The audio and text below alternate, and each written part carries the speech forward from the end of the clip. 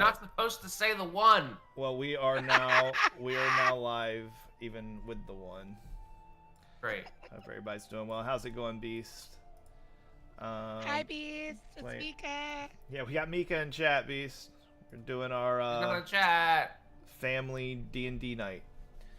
What was I doing? Oh, I'm not in game. The spectator's in game, but I'm not in game. So let me fix that. I didn't check. Roman, are you here? Yes. Okay. Let's see. He talked earlier. I know he talked earlier, but I wasn't sure if he was. I didn't remember him saying anything when I said I was going live. So. Oh, I've been just chilling. Alrighty.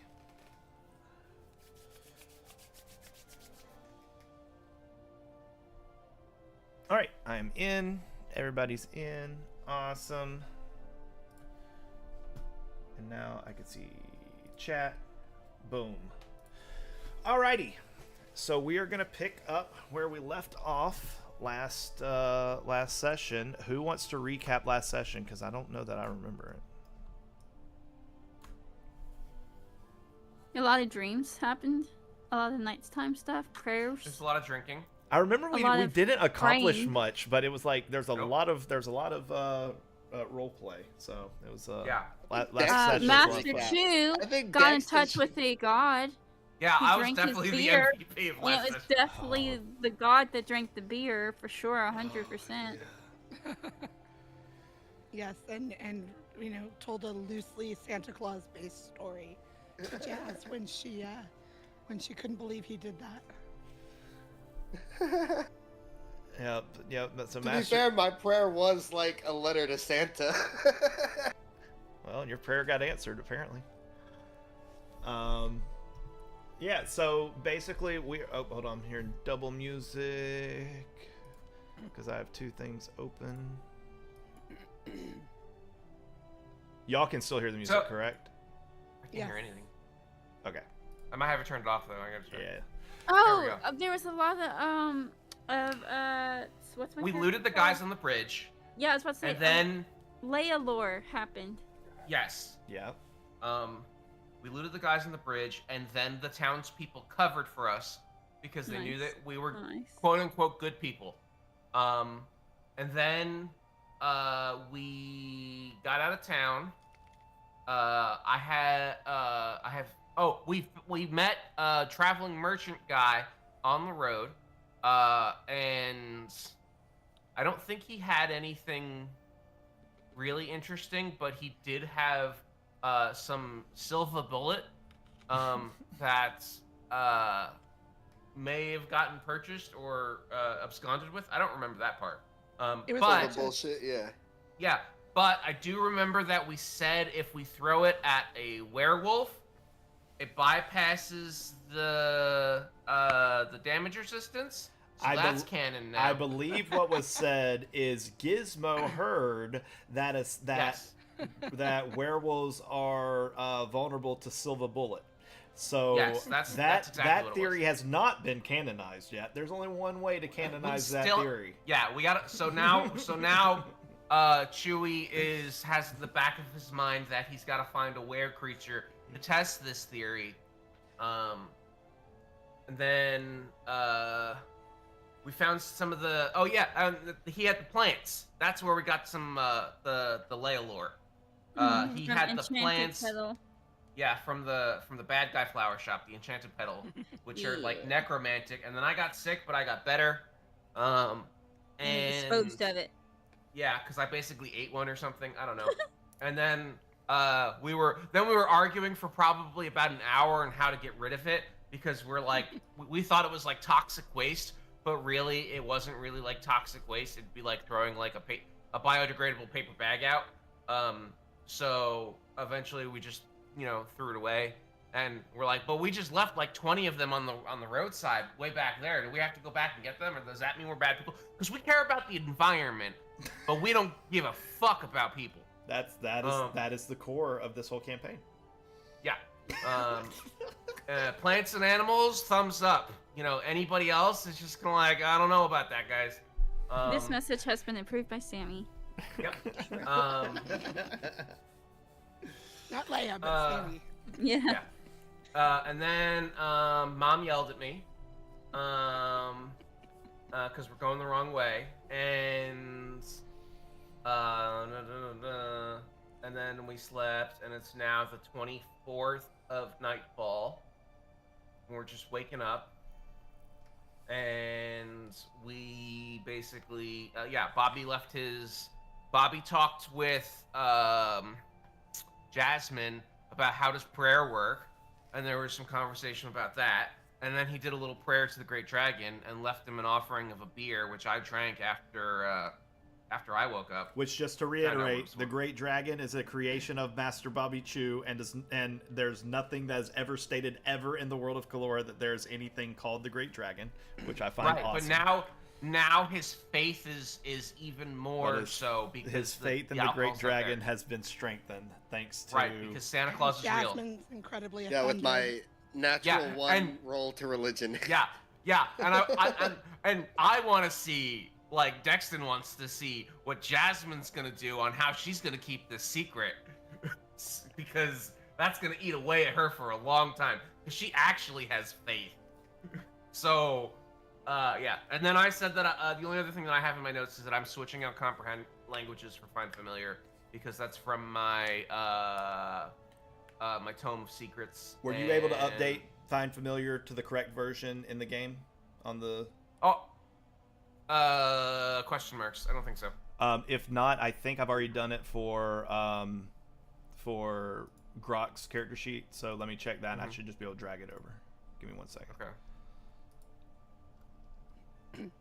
And just a note, Gizmo knew that it was an offering for the dragon before he drank it. It wasn't like a, oops, my bad. It was like a, I'm going to do this. Yeah, he did it on purpose for multiple reasons. There's a book really quick.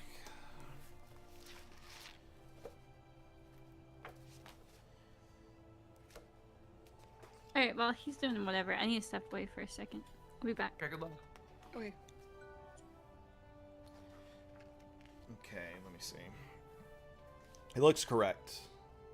The range is correct. The time is correct. And the possible things you can be are different. Okay, you can't be a seahorse. You can. We're just not in Waterland. The new one, it says bat, cat, frog, hawk, lizard, octopus, owl, raven, rat, spider, weasel. I wonder if they removed the stat block for seahorse. Because... Yeah, seahorse was just like, nobody picks seahorse because it's lame. I don't care. Pick a seahorse and we'll give it the stat block of an octopus. It just can't ink. Okay. You can be anything you want to be. Oh, I thought it was a real sized horse that we just throw a horse in the ocean and see what. See, now it's a seahorse. How well do you swim, buddy? Land horse. Artax, no, Artax. Land horse, you yeet it into the water. Seahorse. Yeah. I'm gonna take the spell catapult. Oh, how much does Leia weigh? How much does Leia weigh? I'm not having this conversation while she's not at the table. All right, hold on. Let me. Because instead of gnome tossing, if we had cat tossing, and we could like, I will perma Gizmo right now and make some sort of strength-based character that is able to throw the cat people, because I think that is gonna be my new bit. Well, you know, she'll land on her feet, so... This is true. Right. All right. Find Familiar is now in your sheet. I think it's close enough to the original because I don't think it's changed much. It's just the selections. All right. But it's not prepared. So whatever you need to do to prepare, whatever, all that Got stuff. Another reason why the selections are important for the tabletop is because I can drag and drop them from the text. Oh, that froze. All right. Because they're already like pre-built. All right. Give Did me. you just say tech bros? Wait, what? What? Dexton, did you just say tech bros? No. No? I thought I heard No. that. Sorry. Edit this. All right, we'll wait on Sarah, and then we will get back underway. This brief moment brought to you by... The internet. Tell me I'm wrong. I'm not wrong. Pretty It's brought true. to you by the internet. Pretty true. Oh, now's a good time to mention if you are watching on Twitch, make sure you follow on Kick or YouTube because Twitch is going away in 2 weeks for me. Nice. Because I can only stream for free to 2, and Twitch provides nothing.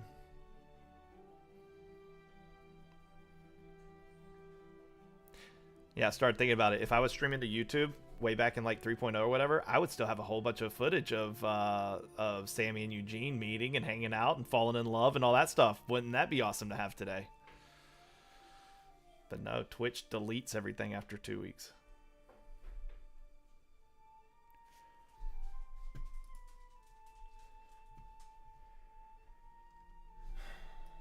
All right. Well, we're waiting on her. I think we're starting off. I guess we can figure out what time it is because y'all all did your y'all did a long rest. We're waking up the next morning, correct? Mm-hmm. Yeah.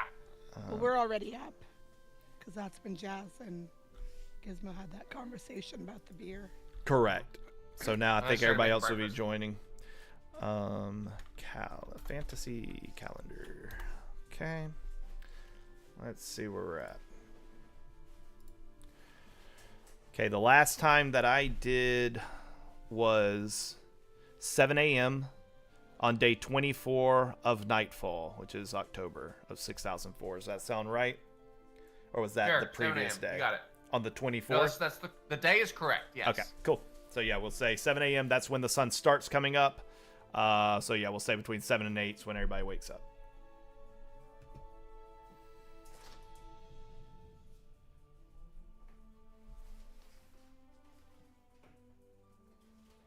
I'll be back in a second, so I think you can What? Okay, she said we can start without her. She'll be back in a second. Oh no. All right. I think she can hear, so she'll be good. All right, so it's the next morning.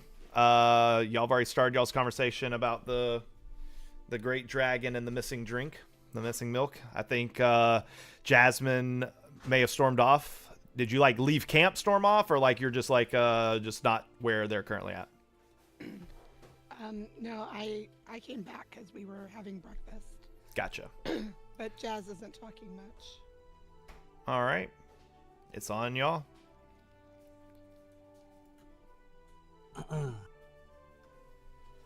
Well, is everybody ready to go? Kind of. Why Suppose do you it's say time to hit the kind? road. I mean, I'm still eating, bro. Yeah, But take your breakfast on the road. We got this. okay. One of the things that I feel like I should mention is mommy patron dearest is she's a little concerned that we're not going straight to the Feywild. And I told her that we were basically trying. She's like, I don't care about this lady who's like been kidnapped or whatever it is.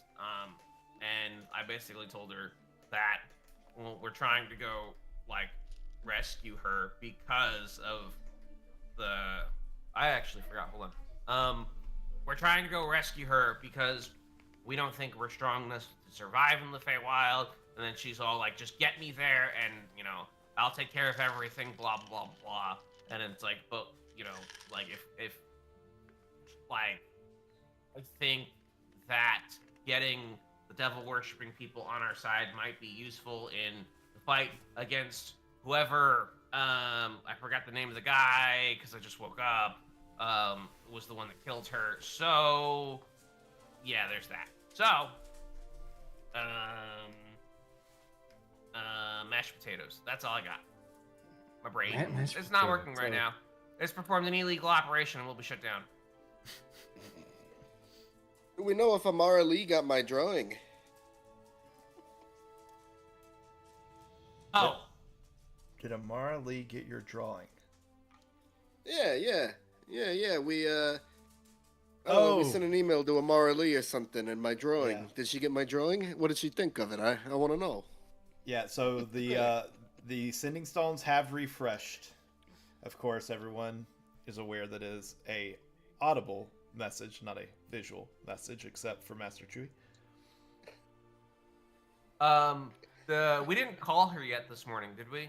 Correct. Did we have plans to, or were we?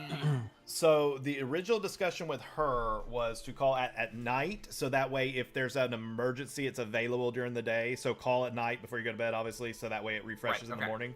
But y'all did not make those plans have not been adjusted. Y'all have done one communication with her, and it was more of here is a whole bunch of data that y'all need, and here's a whole bunch of data that I need, and that was the end of the messages. So yeah, but y'all can. It is available if y'all need it. Amara has not responded about the drawing yet. Oh, okay. If I had to guess, she's probably writing a really good like art review. Oh yeah. And she's probably. I wouldn't be surprised if she publishes it and she doesn't bring it to us until it's like actually in print. You know what I mean? Oh yeah. Because like that's like Nat 20 worthy art, right? If I recall, it was a Nat 20 for him drawing in the sand. Yeah. So like, I think that it's we'll probably see it later, and we should follow up on that later to find out like which magazine she's gonna get it printed in. Remind me what you drew. Wasn't it the Great Dragon or something like that? Yeah, it was. No, I think it was just me with my little mirror. Oh, so And a you stick are on the the Great sand. Dragon. I think it was like me with like 2 thumbs up is what I had said to let It her was know that I was doing all right. I thought it was that with like you riding on the back of the Great Dragon, giving her 2 thumbs up. I don't remember. Or maybe I'm just creating my own headcanon and that's what it is. But You're making fan art in your brain. Yeah, that's exactly what it is. Fanfic. Just slightly altering the details a little bit. All right. So as the morning continues on, is there anything else that y'all want to take care of before heading out? No. I'm good. We're good to go. All right. Just as like for planning purposes, you are basically about 4 hours, or sorry, not 4 hours, 4 miles, so like 1 hour from the Ironflow River crossing, and then if y'all could see the marker I'm putting on the map, right? Yes. So unless y'all are waylaid, 8 hours of travel, which would be y'all's max travel, is going to get you right about there. So then that would put you, depending on which route you do, if you continue following the path, I think it's going to put you right at the gates. We're going to say it's going to put you right at the gates the following, you be coming in at evening time. So 2 more days of travel? Correct. Unless something happens on the road. Unless something happens that Shush. well, I mean, something can happen that because you would still get you still have 8 hours of travel basically as y'all's max traveling capacity, so you still have 16 hours for stuff to happen. But if something interrupts you or prevents you from making that travel, that would be the only thing that would prevent that distance. Well, theoretically, we need 8 hours of sleep and we need 8 hours of travel. So then we've got 8 hours of wiggle room that we get to play with. Correct. So, that's lunch, that's breakfast, lunch, dinner. That's plenty of time for characters to die. You are absolutely correct. Yeah, pitching tents, bounce chicka wow wow, and basically. Wait, who? Basically, going and like searching for herbs and spices and I don't know, anything else we would want to do in the meantime, or any other like merchants. I'm not giving it to you that easy, Roman. I'm traveling. That's not what he said to me. Hold on, let's go back an extra 5 minutes. Hold up, we gotta go back a space now. Hey, y'all. All right. So as y'all travel over the next hour, you begin to see the terrain shift a bit. Where there were farmlands, and you would see an occasional forest here and there. Not really forest, more like wooded areas where you might be able to do like light hunting and things like that. These areas have become more and more sparse. The type of trees that are growing are different. There's way more water features, holding ponds. You can tell that the environment's starting to shift more towards a more of like a marsh, which, I mean, you're heading to the Shattered Marshes. That's expected. So you're leaving the normal farm style terrain of Brindleford and Stormhaven, and you're moving now more towards a marshy, swampy-esque area. After about an hour, you do reach the Ironflow River, and I said I have session notes, but I didn't bring them up because that's what I did. saw this coming. I have all of my notes. I don't know where they are, but I have them. I have all of them, but I forgot to bring them up. Give me just a second. That's what he says. I'm gonna test my swamp button and see what happens. Guys. Okay, I don't Feels think like that's cold. necessarily like where we're at yet, but it's good to know what it sounds like. All right. So we are going to stop here. All I right. know what you mean. As- We're so much further along. Why do I feel like we keep going backwards? Every 2 steps forward, take 3 steps back. As the road descends towards the river, the forest gradually begins to thin. The ground along the sides of the path becomes more damp and soggy, and patches of reeds and shallow standing water begins to appear along the roadside. Ahead, spanning the darkened Ironflow River, stands the Mirecross Bridge. The bridge itself, as you approach, it's a very heavily built bridge constructed from thick timber beams reinforced with iron braces and weathered metal plating added over several years of repair. You would probably, as you approach, there would probably be some tradesmen and women traveling this route. So you're probably being passed by a few different like wagoneers with goods on board, but these would be more of like these wouldn't necessarily be like traveling merchants. These would be people like hauling lumber and hauling like raw materials and stuff like that. Once you get to the bridge, you would see that there is actually a on the far end of the bridge there is a checkpoint. This bridge is similar to our bridges you've crossed because the river's, it's not a huge river. It's probably a couple hundred feet across. Why don't y'all give me all perception checks as you approach the river to see kind of what you can glean without having to get, all up in everybody's face. You said I don't everyone know does why, but perception check. Perception. Perception. all my like player character attributes and stuff are set to 0. Wait, Nice. You're dead. Oh, let me reload. Hold on, I'm checking. No, it's looking right to me. You're talking like strength and all that stuff, right? When I'm looking at the called The quick bar, like the toolbar thing. yeah. It's because you have the party highlighted, which it says 0. You got the Cubo, or whatever his name Been is. drinking a bit too much, Bobby Chew? What did I do? Oh, did he not want it? Rolling that one. Oh, Master Chew's looking at the bridge with his back.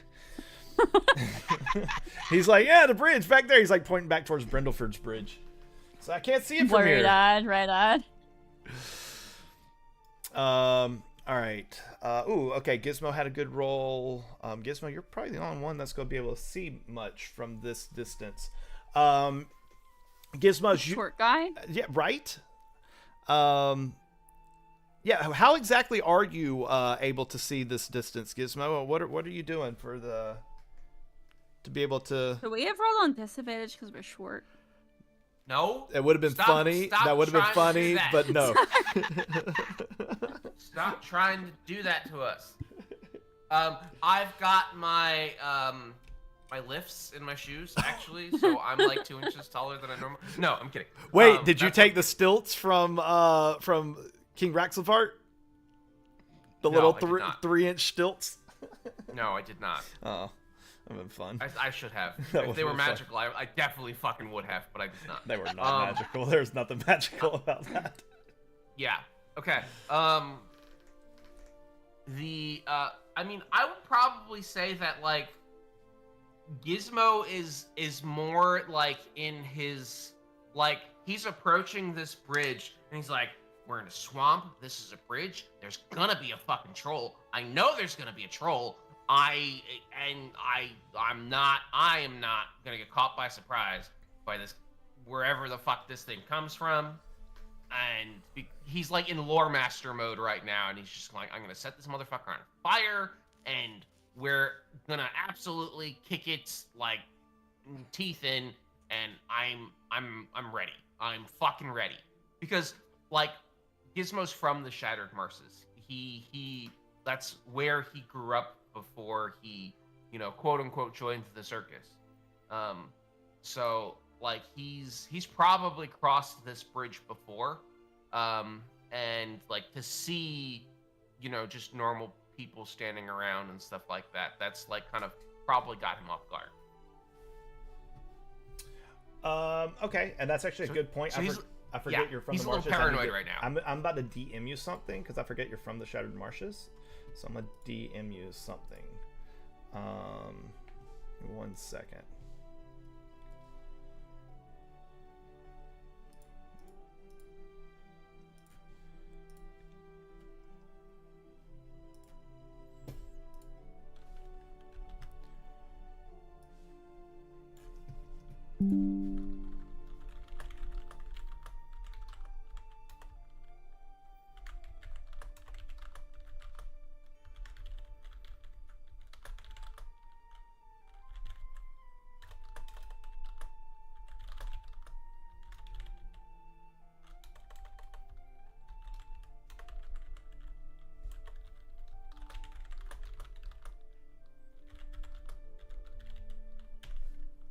One hour later. All right. There you go, Gizmo. Yeah, okay. And that's what I see? No. You do not see that. That's just information that you would know. I'm just saying if something happens involved with that, you know that information. Got it. Noted. Okay, cool. All right. So as you're looking across, you unfortunately do not see a troll under the bridge. What you do see, however, is a checkpoint that involves military personnel. So you're noticing, or I'm not going to say military. Military is weird in this context. Guards, let's say. So you being from Blackfen, you would recognize them immediately. These are the Ten Coats.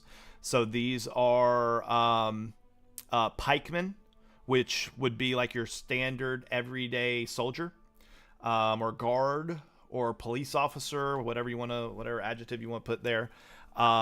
You can see that they are conducting business. It does appear just to be a standard checkpoint. As you get towards the end of the bridge, there is there are basically barricades to prevent people from just sprinting through. Basically funnels everybody into one area. That's where the majority of the guards are waiting, but there are also pikemen and bowmen that are on these large stone platforms that extend along the sides of the bridge at the end as well, just in case somebody does anything crazy.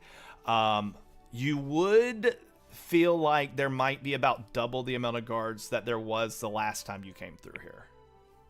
Okay. And there are people being moved to and from through this checkpoint. So there are people in line waiting their turn to proceed through this checkpoint. Cool. How wide is the river? Again, probably we'll say 100 feet. Okay. 100 feet of flowing river, and then it can extend beyond the banks a little bit. Sure. What? Greg. Hmm. Can you use your what is it, your bird, to go over there and see try and glean some information as to what they're looking for? Sure. Yeah, he'll go ahead and do that. Okay. You're taking 10 minutes, or you're just gonna cast the spell? Well, I don't have to take 10 minutes. What do you mean? Oh, I thought the ritual is 10 It's minutes. there. Like, it hasn't died yet. The bird hasn't died yet. Oh, okay, yeah. Okay, all right, cool. So yeah, the bird flies in. You would be within, or you can keep it where you're within 100 feet of it, so you can communicate with it. What are you looking for specifically? Like Just trying to listen in and see what's going on. It seems, based on what you're gathering, I would say the bird, you probably, to be inconspicuous, it'd probably just go and land on like one of the like structures or whatever, as ravens would. And yeah, you're able to hear. It just sounds like normal commotion. You don't hear any like raised voices or any agitation. It seems that they are asking people various questions. What's your business? How long do you plan on being in the Shattered Marshes? Make sure to stay on the marked paths. Things of this nature. No red flags or anything that you're picking up. No reasons for alarm that you can currently glean.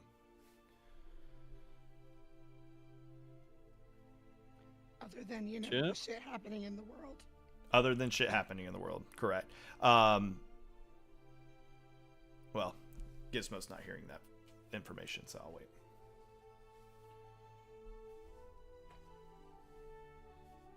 Yeah, it doesn't seem like much is really going on. It just seems normal. Okay. And again, Gizmo, you would know that having a checkpoint here is standard operating. The number of people here is not, but they are just standard pikemen that you're seeing. So yeah. Okay. You don't know why there would be more or less or anything. You don't work for them, so. Oh, I know why. I mean, you can assume why, yes. Right. Yeah. Okay, cool. All right. With everything that's happened to y'all probably can all assume why there might be more guards here than before. Yep. Yeah. Gotta keep those damn tieflings out. Am I right? Motherfucker. Hey, I left that kid back in Brindleford, okay? I walked away. I didn't have that conversation. I wanted to. But now I'm gonna cast Find Familiar and get a real familiar instead of, taking someone's child. Anyway. Probably a good way of handling the situation. Well, he's an orphan, but No, he's not. He doesn't not since he was a baby. Yeah, but he's still an orphan. Oh my he's still, god! The label doesn't go away. He doesn't know who his biological parents are. He got adopted. Anyway. Besides, somebody else is gonna kill him in Brindleford. We'll go back. He won't be there. Jesus. See, now Seth has to prove me wrong, and that kid will never die. Anyway, all right, let's go. Listen, I've already said things happen in various parts of the world, whether you are there or not. So, Yep. Brindleford will be on fire within the week. All right. I'm assuming you are progressing on. Yeah. Yeah. I mean, Yeah. hey, if anybody asks, shit went down in Stormhaven, and we're getting the fuck out. I'm going back to the to the marshes to check on my family. You guys are coming with because you don't really have anywhere else to go. That's the story. Questions, comments, concerns? Not really. All right, cool. Yeah, you hired me and an anointed samurai to escort you back. I'm your bodyguard. Well, you're on a holy quest to retrieve your sword and restore your honor, because otherwise we got to get you a sword. Oh, yeah. That's how samurais Wait, my work. honor ain't never been in question. Yeah, Well, I what don't am care I, who your you're on. pet? Yeah, I don't care who you're on, right? But we gotta get you a sword. Yeah. You're on your holy quest, your pilgrimage. Yeah, I need one of them Hattori Hanzo swords. Yeah. Where the guy comes and he makes it for you, and he's got the weird mask, and then he spends 17 days sharpening it because that's what they do. I guess I don't know. Yeah, and it's Hello? assigned to your element or something. It's one of those all fire over bros. Jasmine's head. She doesn't understand any of it. I just love the fact they're talking Because about you getting don't him a believe in the sword, great which dragon, will. Jazz. I think it's funny they're all talking about the sword that will make him dramatically less efficient in combat. True. Yeah, but think about how awesome I'll look. This is true. Yeah. This is true. I might even start growing out my hair real long and have like a long flowing ponytail, you know. Oh my god. You got to start on that though. That's gonna take a long time. Oh yeah, you're right. All right, no more cutting my hair. Especially if you want it as epic as the mustache. I mean, it doesn't say you can't own a sword. It just says you can't fight with one. This is true. They doesn't say can't anywhere, but Well, that's you damn. can still wield the sword. You just can't swing it at anybody. So like you can still like punch and kick people. He just has it there for dramatic effect. He uses Maybe it some, as like, an bonuses or extension of his something. fist. He just punches with the sword in his hand. Yeah, he just punches with the sword in his hand. All right. As y'all approach the checkpoint, you all are able to notice, because now, I mean, you're within the checkpoint. The checkpoint is active but orderly. The guards are wearing dark oiled skin coats over reinforced metal armor. They have heavy boots, leather gloves, steel-plated chest pieces dulled by moisture and use. Their long pikes lean against nearby barricades beside stacks of crates marked Bastion property in all caps. Nearby boards display message boards, information boards display dozens of notices featuring missing workers, road marsh road closures, I can't talk, and flooded trade routes. Standing in the center of the checkpoint on a platform kind of off to the side, but you would have to walk past essentially to get past this platform, is something more imposing than the other guards. It is an armored figure. He stands nearly 8 feet tall in a thick riveted plate armor layered beneath a heavy dark oiled skin cloak. There's brass pressure tubings that run along the suit's joints and torso, while faint steam escapes intermittently from the vents near the shoulders. You would also know this gizmo. This would be known as an ironclad, and I will show you what it looks like. Everyone should be able to see that, correct? Yep. Yep. All right, so that is an ironclad. You would know this to be Gizmo. Warhammer. Sure. Are they actually called ironclads in Warhammer? No. Oh, okay. No. But yes, this would be basically probably the most elite military force y'all have seen. This is more elite than anything that that y'all have come across as far as armored, just like raw force units. Stormhaven doesn't have these. Stormhaven leans a little more on the magic side. They lean more on the physical, mechanical side. This is essentially this is a person inside of a power suit. That's essentially what you're seeing. Interesting. Very Fallout. There's a lot of T38 Yeah. whatever it is, inspiration for the ironclad. Yes. He's not performing any inspections himself. He seems to be overseeing and just monitoring that everything's going well and nothing's getting out of hand. One last point. The helmet, it does completely conceal the wearer's face behind a narrow glowing visor and a reinforced respirator grill. Unlike the other guard, the ironclad does not move casually or speak with travelers. It simply stands watch near the bridge entrance with one massive gauntleted hand resting on a heavy maul strapped at its side. He's here for intimidation purposes. Yep.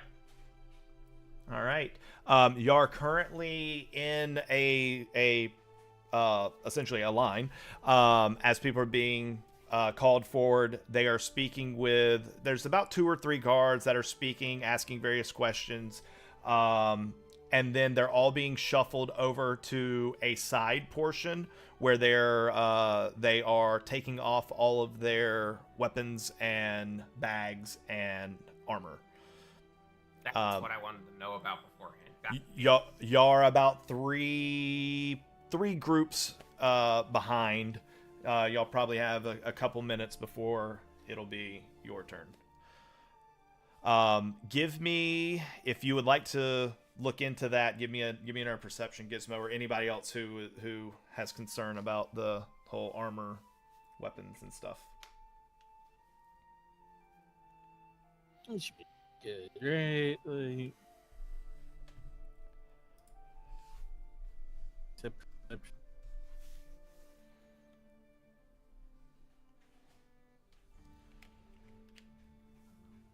All right, just you three. The group in front of you, there seems to be a hunter in the group who was wearing a bow and some leather armor. There's an old man with a staff, and there was a woman with them who had some small, like, dagger type things, like small personal protection stuff. After laying it all out and revealing it all, taking off the armor, quick investigation, you notice that the guards look at it, kind of do it all once over, hand it all back to them, and usher them through the gate into Shattered Marshes.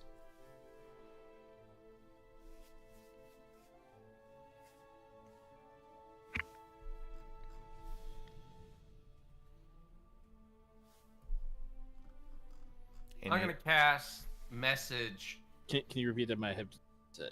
Oh, the group, 3 people, younger guy who seemed to be a hunter. He has a bow and leather armor. He took off the armor. He put down the bow. Old man had a staff. He put that down, and a woman had some, like, concealed, like, dagger type things. Put those down, and after the guards looked over everything, they picked them up, did it all once over. They handed it all back to them and ushered them through the gate into the Shattered Marshes, and then returned back for the next group. I'm gonna Gizmo's gonna start taking his shoes off. Takes his laptop out of his backpack, and then takes all of his keys and all of his metal out of his pocket and puts it in the big gray bin. And he's just kind of like waiting his turn to send us through the X-ray machine. And, I guess, yeah.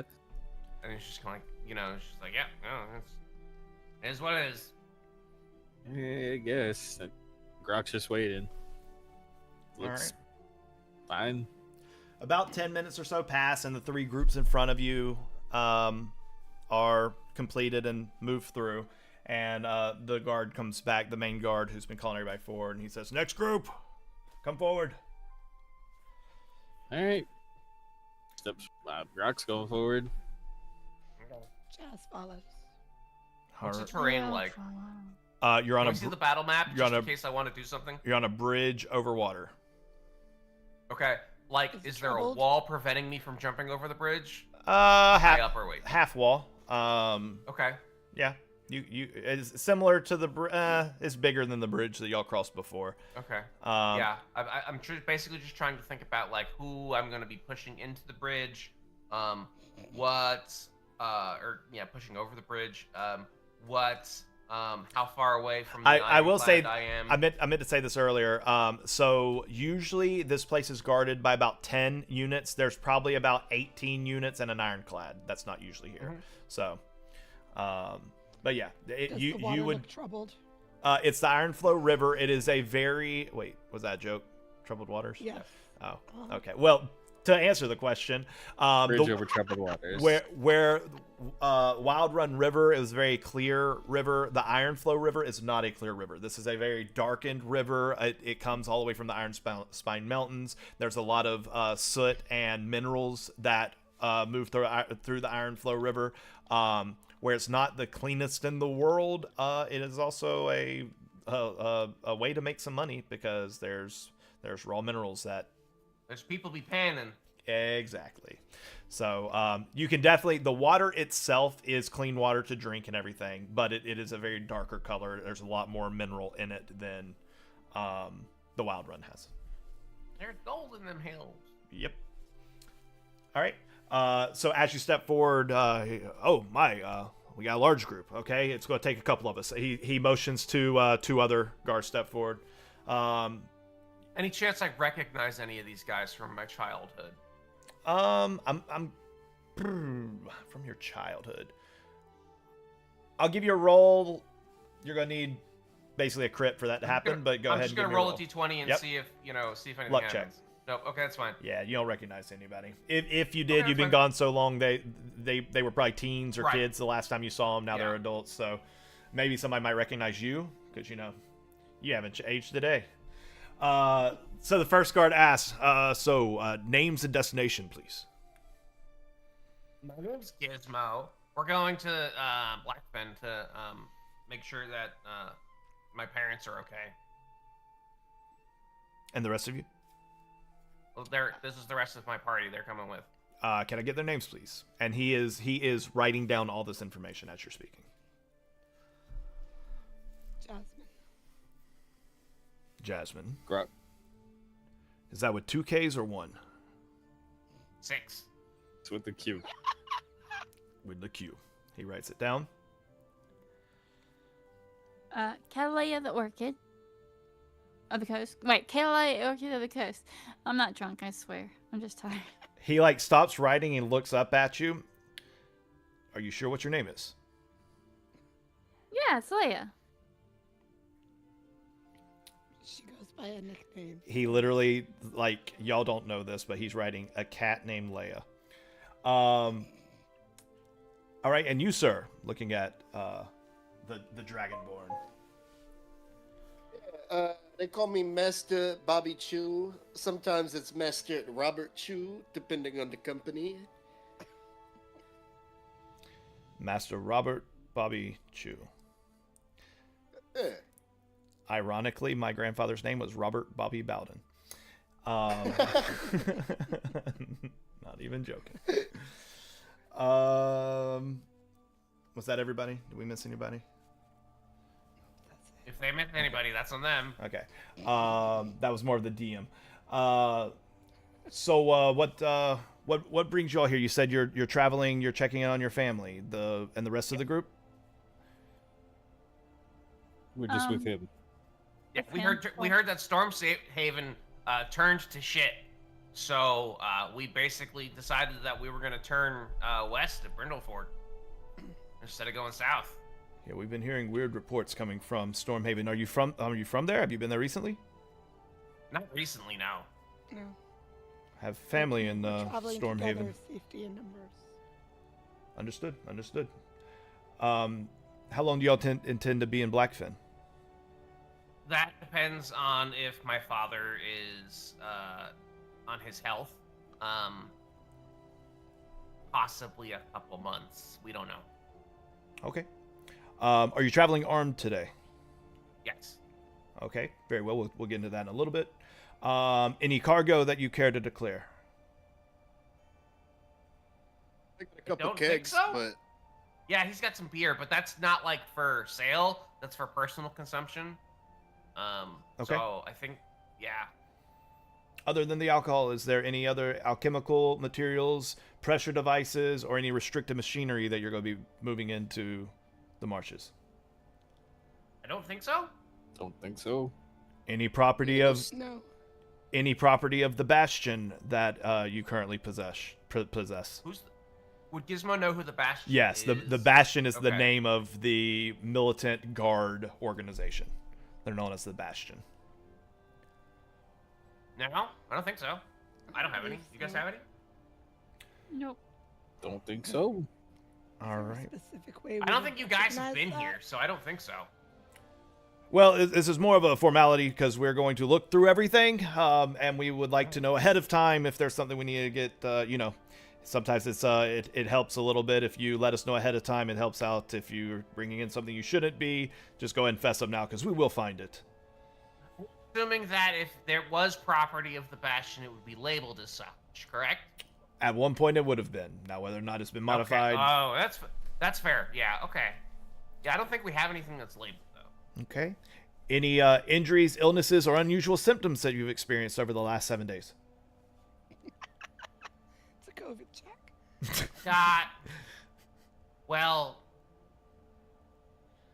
can I like pull you aside and talk to you? Like, is there like a doctor or like a medic that I could like talk to? Because I've got a list. We have Oh god. we have a Gary. Is that his name? Is his name Gary? He is Gary. He's a field medic. I wouldn't call him a doctor. Okay. If your arm comes off, he can prevent you from dying. No. He would probably know more about like, diseases that you may pick up from the ladies of the night. And I kind of wink at him. He does. You know what I mean? He is blank face looking at you. Jasmine puts her head down. I'm just trying to get checked out, man. I figure if I could get a free checkup while I'm here, this might be, might be worth my time. There's an apothecary in Blackfen. I believe that Okay. might be more what you're looking for. This is more of making sure you're not bringing in some strange foreign illness into our land that's going to eliminate our entire population. That's more of what we're looking for here. I don't think we have any of that. Okay. All right. Is anyone in your group trained in magic or arcana of any sort? Yep. Okay. And what forms does that usually take? Quick I question. don't for understand the DM. question. Yes. Do her cleric abilities count as arcana or are they divinity? And that's why I said magic or arcana. He's asking, does anyone do spells? Are there any spellcasters? Yes. Yeah. I'm a healer, sir. Well, there you go. You got a healer with you. Why aren't you asking me for a checkup? She's right here.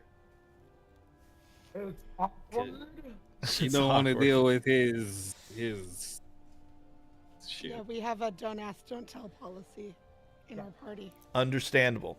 I definitely understand. He marks that down. Which one of you are trained in magic? We don't necessarily have a formal registry, but we do like to know. Sometimes we can call on these people because we don't have a whole bunch of wizards and mages as Stormhaven does. So sometimes we use those purposes if available. Gizmo will raise his hand. I already told him I'm a And then healer. healer. So. I mean, sort of, yeah, same. Okay, so he marks it all down. So he marks healer, and then he just puts magic and magic next to the other two. This guy knows nothing about magic. He just whatever y'all say. Yeah, Gizmo is used to spinning tails around these guys. Yep. All right. Any summoned creatures, undead, or bound entities traveling with you? Yep. But, like,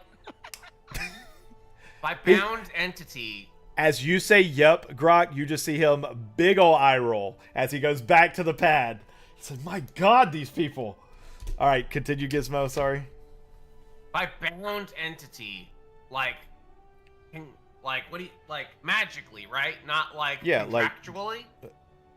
What do you mean contractually? I'm talking about is something summoned to you Like that if somebody made an oath to serve me, like as I'm their lord, does that count? Like a promise, not like anything magical. his demeanor is less jokey as it was a few moments ago when he was agreeing with Jasmine, and he says, "Explain to me what you mean by an oath." So like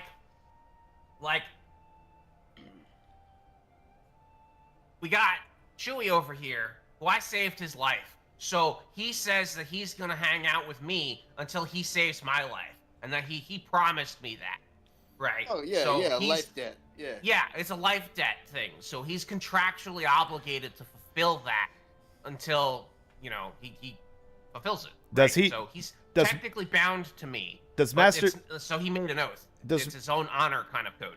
does Master Chu disappear and reappear at your wish, as far as like apparating? No, not like Okay. that. Like I'll ask You're- him to go do stuff for me You're fine. sometimes. You're fine. He just puts a big old X over that. Like he's just crossing it out. He's not even asking anybody that question anymore today. Yeah. He's over it. Yeah. I just turn around and to look at like everybody else behind us, who's I'm very obviously like just trying to stall for time, and they're all just like, come on already. And at the same time, he's doing the same thing, but opposite. He's trying to get y'all through now. He's just over it. So he starts picking up the pace with his question. He's like, okay, only a few more.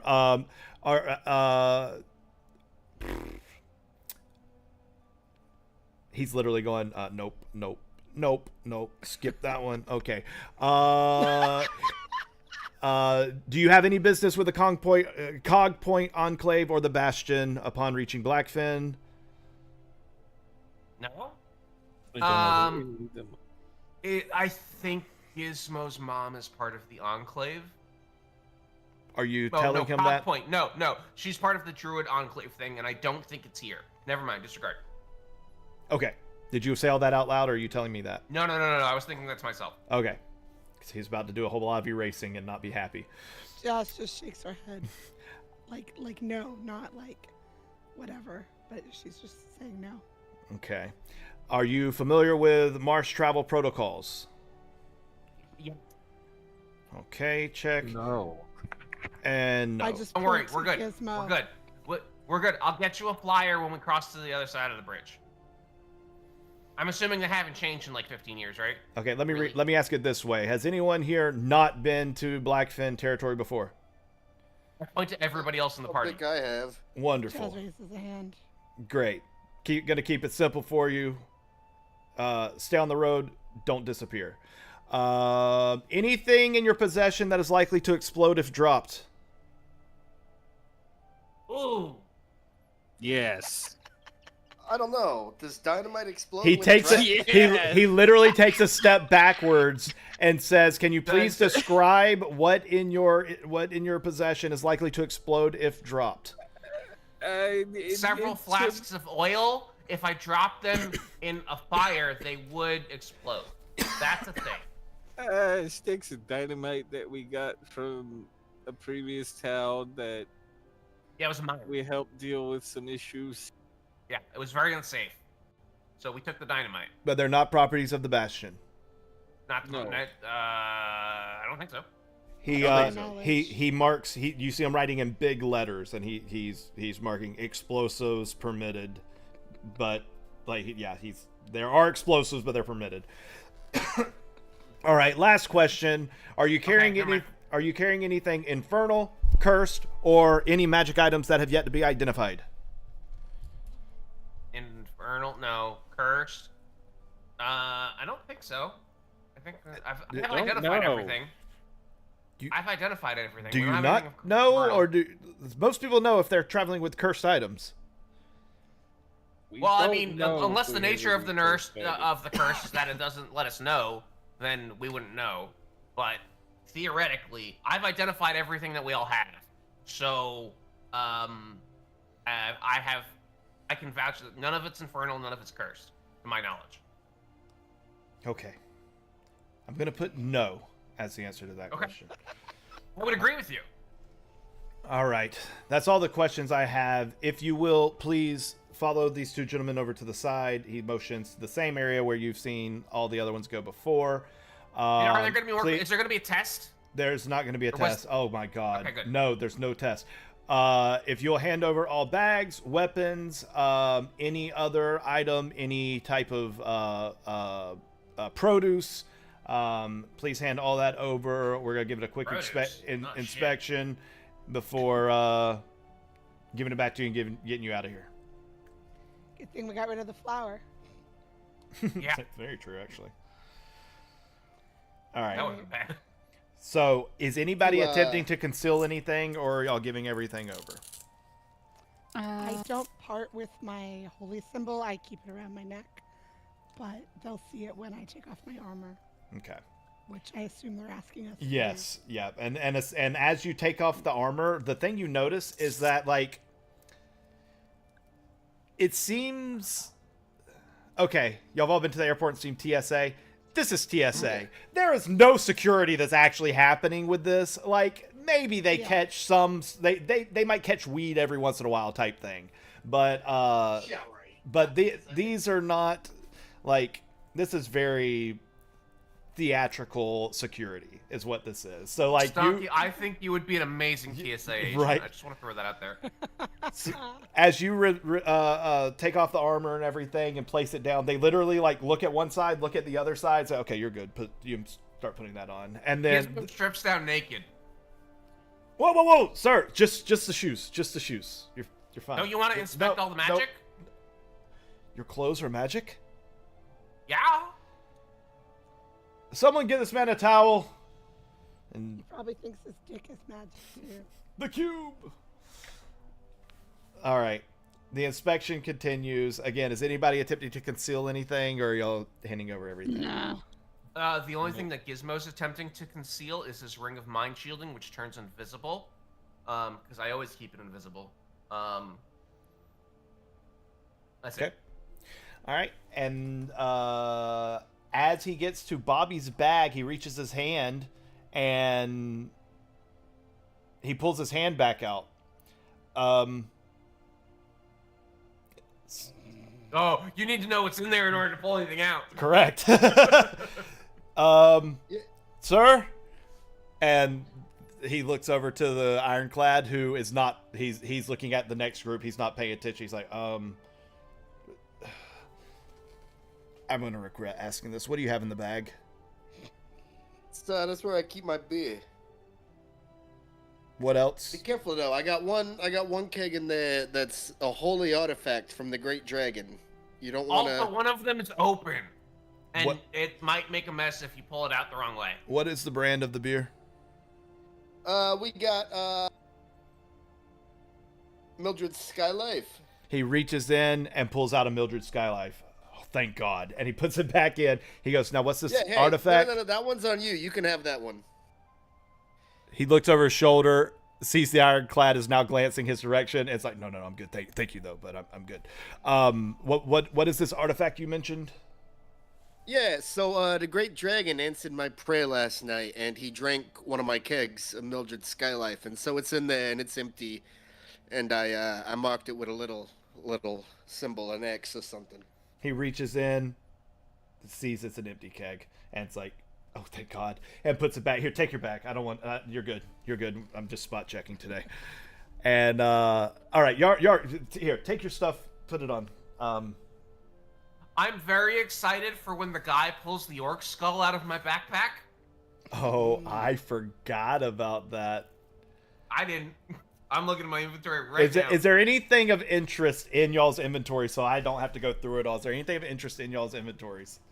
I mean, my it's not like it's rare than intriguing. The Just thing the that she sti- got, her intelligence Just thing. the sticks of dynamite and the Seafarer's Folly. Okay. Yeah, I've got sticks of dynamite on me, Yep. so. I am going to. I'm I gonna have roll. two things, Seth. What do you got? three things. What do you? Oh no! What do you have? So one, I have the skull. So Pirate Pete. I also have an ornamental Snapdragon Festival fan. Oh. I also have that scroll that I purchased that nobody else knows what it is. Okay. All right. So here's what he's gonna do. I'm gonna need a drink. I'll be right back. Here's what he's gonna do. On a 1, he's going to. How am I gonna do this? Because he's going through the bag as TSA. He's not running through a scanner. Okay. So on a 1 or 2, I don't want to do this where it's fair.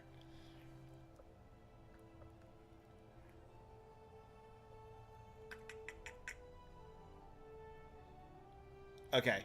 If he rolls a 1 or 2, he finds all 3 of those items. If he rolls higher than a 2, so if he rolls a 3 or 4, he finds the other 2. If he rolls higher than a 4, he doesn't find any of them. Okay. Does that work? Can I make can I be It's kind of talking a this guy's ear off in the process, as I normally would in order to try and distract him? With advantage or disadvantage? I'm literally doing a D6. So what I'm going to do is I'm going to have you roll. Shit, I thought it was at 20. So Fuck. No. It's a D6. So if it's higher than a 4, I'm going to have you give me a persuasion check. If you can beat a 15 on a persuasion check, we'll reduce on his D6. 6 doesn't count. I'm sorry, on a D6, 1 doesn't count. 1 doesn't count. Okay, cool. Give me a second. So only on a 2 will he see the skull. If it's a 1, we reroll.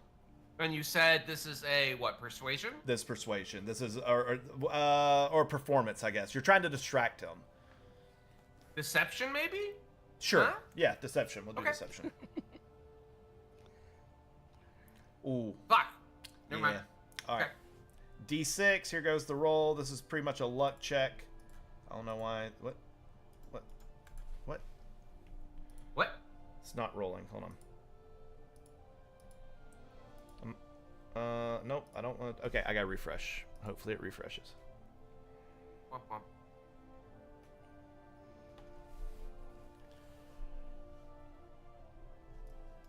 All right. There we go.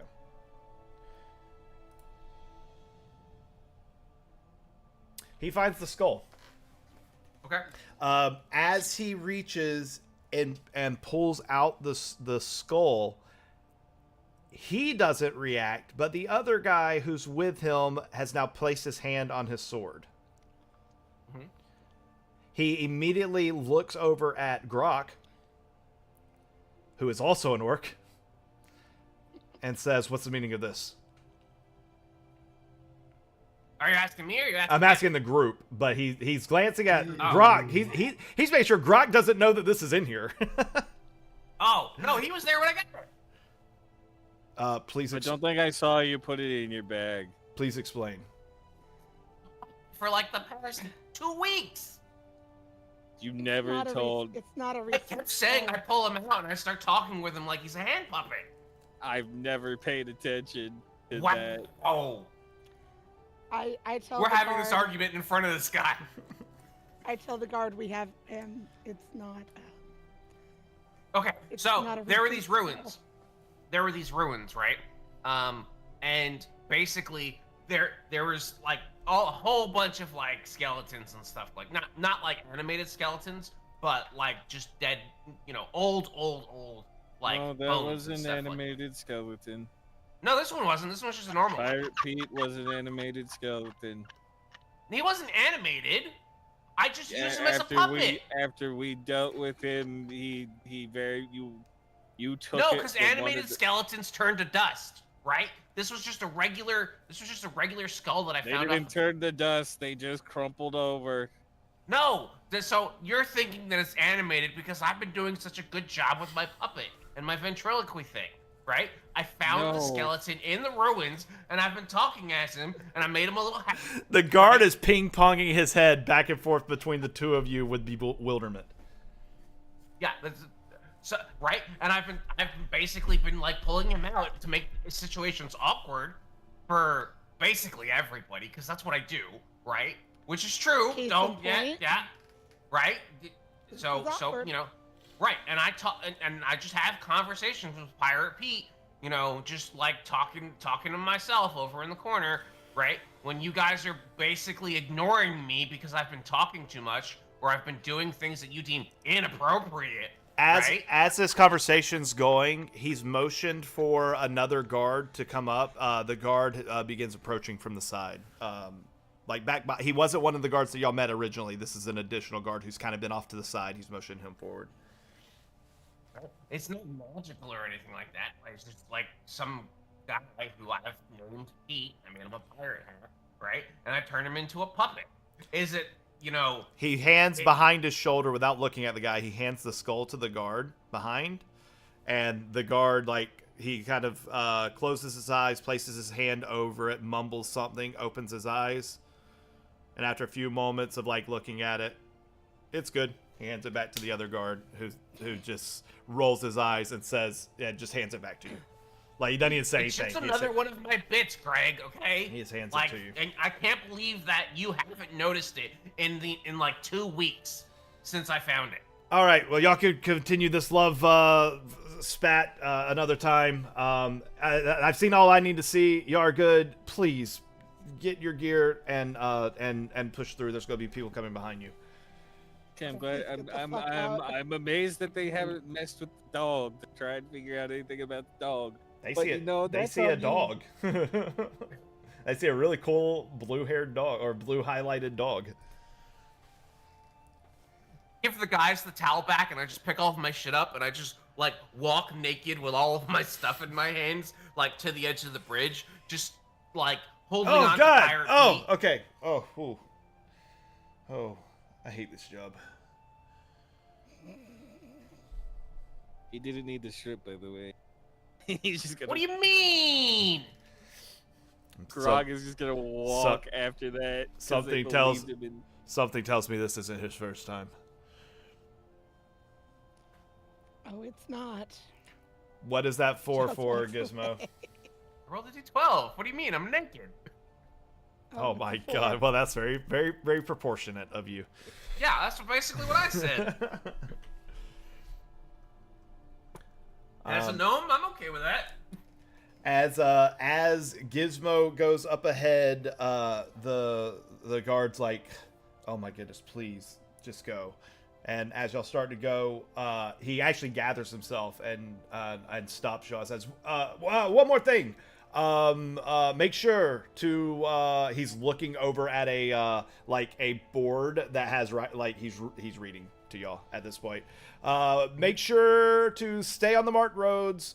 Fog rolls in fast after dark. If you hear the bell, stop moving. Either find another route or backtrack and find a safe place to camp until morning. Yeah. Again, stay on the path. You're good to go. Wait, what's the part about backtrack? If you hear the bell, just stop moving. If it continues to go off, you need to backtrack. 3 means stay on the road. It's fine. Any more than 3, you need to find shelter. If it just continues to go, hide. What is Other than that? that, you're good. for? He looks over at Gizmo. You haven't told them about the bell? Oh God! Please, just face away from me. You don't have to turn back. Just okay. All right. So the bell, it's the bell bog. It's an old marsh warning system. It keeps all the dead gathered into one place and serves as a warning of undead movement. So essentially, 3 bells. That's its normal operating. That means that it's keeping things. They're distracted by the sound. They stay near the bell. If it continues to go off, that means there's something more that it's attempting to gather. And if it continues going off, it means it's not working. And hide. So, but 3 bells. It's pretty much what it always is. So, You ever hear those stories about that play called The Walking Dead? How they're just attracted to noise and they just gather them all in one place. Like the bell gathers all of the undead in one place, and if it keeps going off, it means it's not working and they're not attracted to it, and we're fucked. exactly that. All right, but be safe and stay on the roads. For one who talks so much, you share very little, Gizmo. From the Dungeon Master, okay? I mean, to be perfectly honest, if if you hear the bell ring, what I would do, and as he starts talking, you hear a modulated, loud voice. Enough! The Ironclad has stepped over. You all are free to pass. Please make your way through the gate. Stay on the path. Welcome to the Shattered Marsh. Does he have a name tag by any chance? On There his is armor? no name tag on this. Great. I love getting the manager's attention, though. It's just something that warms my cockles. He's about to Can you warm put your something. cockles away, please, already. Put your cockles away. I'm grabbing a soda, but I can hear you. I think the next time I do this bit, I'm gonna minor illusion a second dick. Because then it'll be one of those things where it's like they don't want to look at it, but they can't look away. Would we refer to it as a very minor illusion? Hey, I don't care about. I have to make both sizes proportionate to each other. I can't just make like one big one and one little one. Maybe I can. I don't know. All right, you have made it through the gates. Fortunately, it only took y'all about 30 minutes or so to get through the gates. I think it took us longer to get through it. I think it took us longer than that in game time, but it took you about 30 minutes to get through the gate. Y'all are through. Y'all are able to now proceed with your travels. We proceed, yo. Yo. All right. So I try at my earliest convenience to find one of those flyers. Flyers for The bell system. You know what? If you would have the paths and everything. If you would have inquired about that, let's say that he just offers it to you, especially when he's like when y'all don't understand.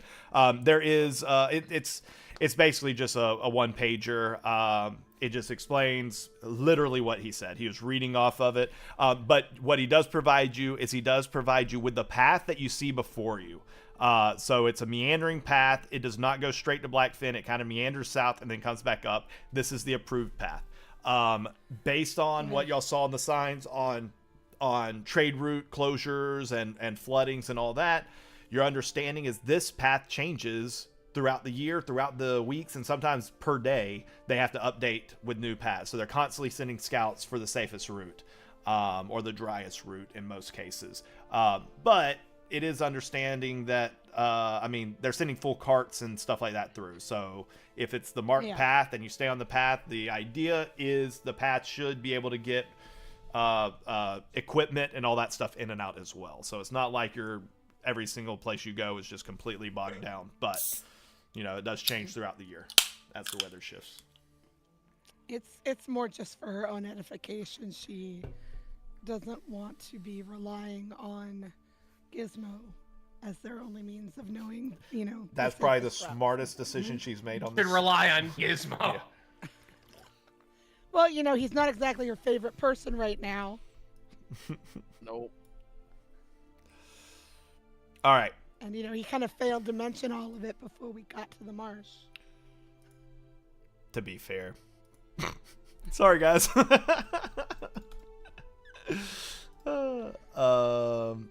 Okay. I'm going to try and get the closest representation of the... So we're going to say right about there is going to be y'all's final destination if y'all travel at like normal speed without any points of exhaustion. Is that the plan? I think so. Sure. I think so. Okay. So I am going to make a roll. Oh, poor Cinder. She just turned around real fast and went face first into the waste paper bag. Oh. She was looking at me and she's got zoomies and she just turned around and wham. Oh. Wait, baby.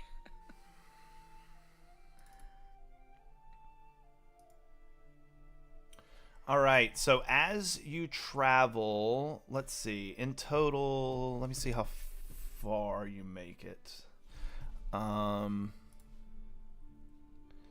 Said something like this.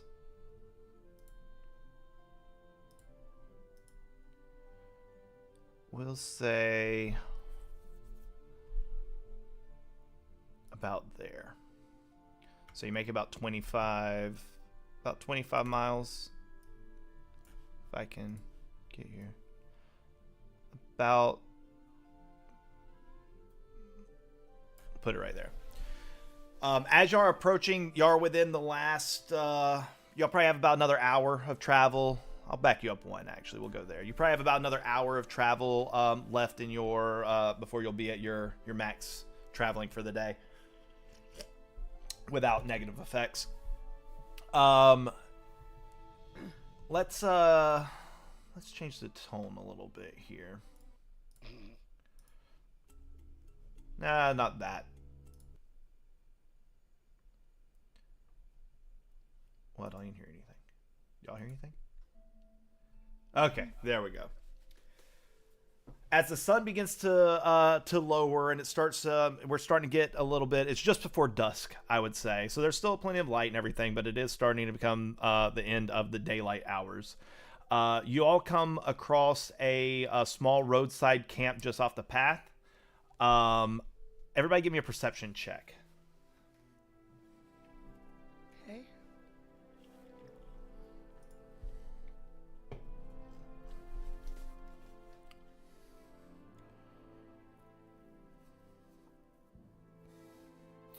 I always forget about Nord. Nord. I'm glad he rolled good because he definitely is tracking this.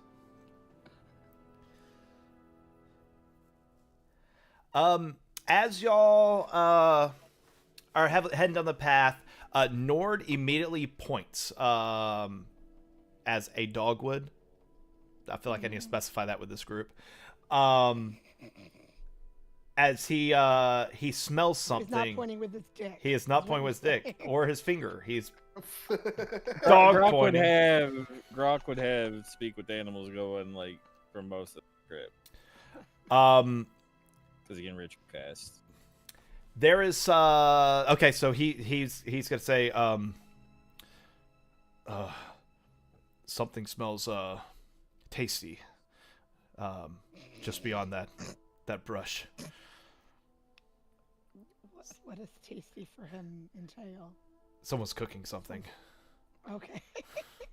Yeah, apparently someone's cooking something over there. I mean, so it looks like a camp. Okay. I don't know. I'll look over. Like, can we see into this camp? I mean, you basically can look over there. Like it's pushed off of the road a little bit, but I mean, it's not like you have to go searching for it. Like, yeah, if he triggers on the smell, and then if you're looking over, you don't notice anybody over there. You do see smoke coming up from the fire where there is food currently being cooked over the open fire. Nobody's currently tending it. Nobody over there. Huh. Grok will kind of look around to see if there's like somebody in the woods nearby. Give me a perception check. Or an investigation check, whichever one you prefer.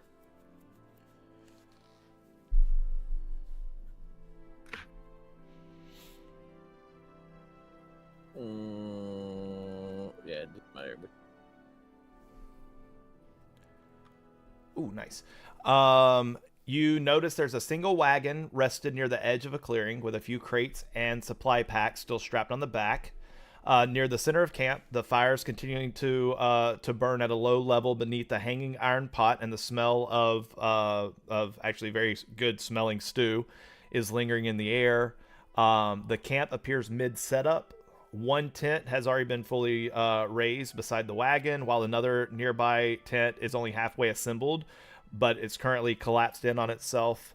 Bedrolls and packs are scattered naturally around the campsite. Small pile of firewood sits near the fire pit waiting to be added.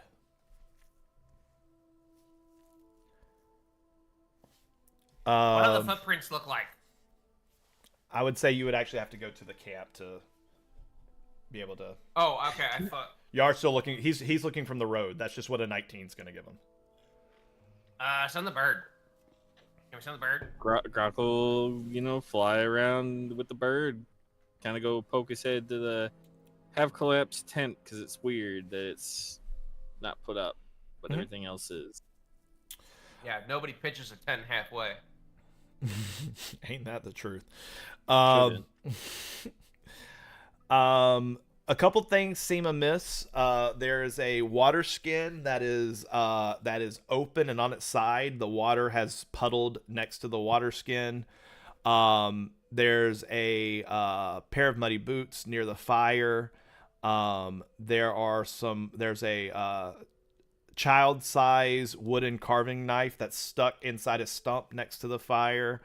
There are a few vegetables with a cutting knife next to it that are only halfway chopped. just double checking. Where all is the bird going? Is it flying overhead? Is it getting in close? What's it doing? Oh, it's getting in close. It's gonna go into that, like, kind of peek its head in the collapse, halfway collapse. In the halfway collapsed tent, it's there's nothing in there. It's as if it was just stopped in the middle of being put up. Then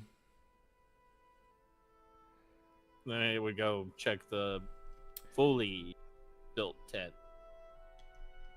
As it checks fully built tent, it's just a fully built tent, nothing special. But I will say, as it flies over the then loops back around, it comes around the wagon, and as it comes around the backside of the wagon has been completely crushed in on itself. You don't notice it from the front side, but from the back, it's basically as if something has cracked, like a car wreck, like it's something has smashed into it, but there's nothing there. It's completely folded in, and there is a body lying at the base of the wagon. Can I discern? It's wearing a dress. Do they look dead? It does not look alive in the position it's currently at. Underneath the It's on the dress. Okay. The way the body is, does it look like someone attacked this or something attacked her? I would say the bird. Does the bird have the ability to roll like investigation? Does it have those stats? Yeah. You can use your investigation through the bird. Say. Okay, if you get the bird close enough, I'll let you roll an investigation. Sure. Bird go fly. I would say this is pretty easy to determine. Whatever crushed the back of that cart crushed the person. Nice. So there's a body over there that they've been crushed. Nice. Cart's been crushed. The rear Bird's gonna axle fly is up also and look snapped around. on the wagon. I'm gonna fly up and look around the bird. See if there's like trees moving in the distance, or if there's a clearing where it sees something. So they are in a clearing. The camp is set up in a clearing, but there are woods immediately beyond the clearing. If you fly around for a couple of minutes, you don't notice any trees moving or anything like that. If you kind of swoop in from the campsite, there are some paths that go into the woods. Are there any paths that have footprints lead? I'm gonna have to kill your bird. Why? You I'm don't gonna- like the fucking investigative No, bird? you can literally just fly your bird forever. That's boring. Yeah. Okay, fuck it, fine. Hey, let's go down to the camp, everybody. Bird sees something, and we're gonna go. Yeah. How do bird DMs? Because yeah. They Well, typically try to kill the bird. I think that's probably what I'm gonna start doing. I'm just gonna start lightning struck bird dead. You want to use a spell? I could just ritual cast. Yeah, but it costs 10 gold every time. Still, Ritual Drain you. No, 12 electrum. And you have to divvy it out and place it in front of you for the spell to take. No, I'm kidding.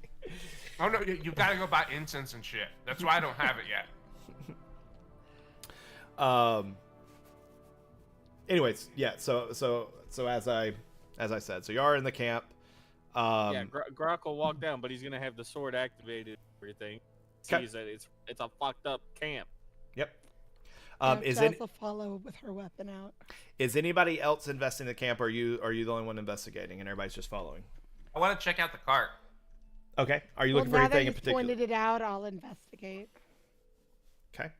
Go ahead and give me, we'll just do some general investigation checks, and then is there anything particular you're looking with the cart? Because he already investigate the cart mainly. Is there something else that you're looking for in particular? He's I looking want to what's see if it can be inside. fixed with mending. I want to see Put if there's mending in signs chat. of. I want to see if there's signs of other people traveling with her that might be hiding or have fled. I want to do multiple castings of mending to see if I could potentially fix this cart. I don't have anything to pull it, but step one, I can't pull it if it's broken.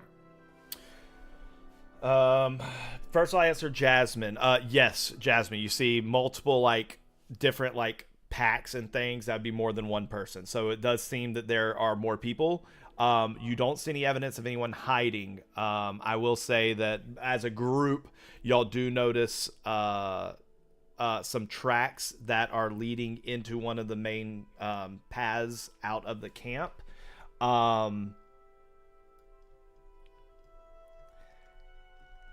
Dude, check out that stew. I think that's the main stuff that you find. Gizmo, one thing that you find, give me an investigation check while I'm reading and mending.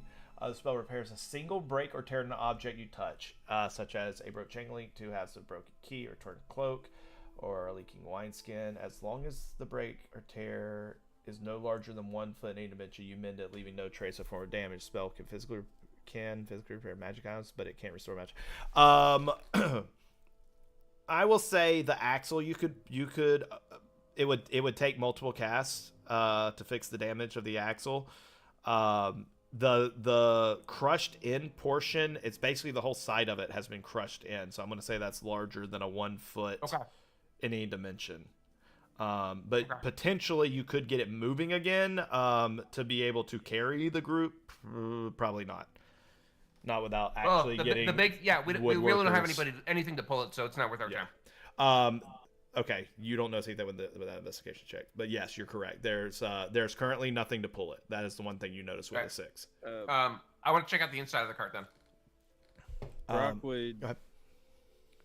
Grok would have Nord go over to the thing and see if he can pick up any smells, and then like, hey, there's the dead body, the woman there. That's one smell. But, whatever might have smashed this thing, if there's another smell there that he can pick up later, potentially. Give me an investigation for him. And while you're doing that investigation, what you find in the back of the smashed cart is one barrel that's knocked over that has fruits and veggies in it that are fresh. There is a bundle of cloaks that are water resistant, tied up in a small, like, tucked in, like, one of the corners. You find a rope, lantern oil, a standard lantern, and that is it. Everything else would be outside the cart. And just throughout the camp and everything, you would be able to find there's a few different backpacks. There's I would say 2 water skins that are usable with water in it. Again, I mentioned earlier there's a couple of I'm double checking that I did say this earlier.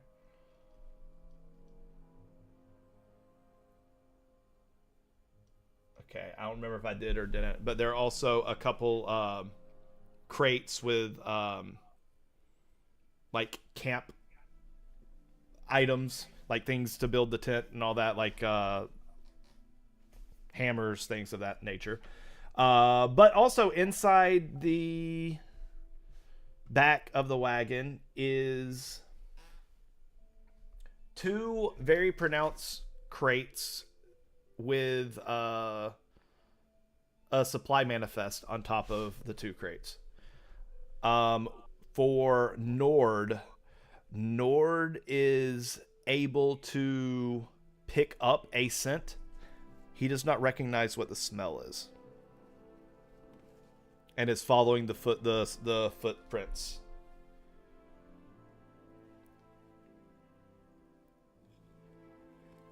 Kind of waiting on everyone else of what found.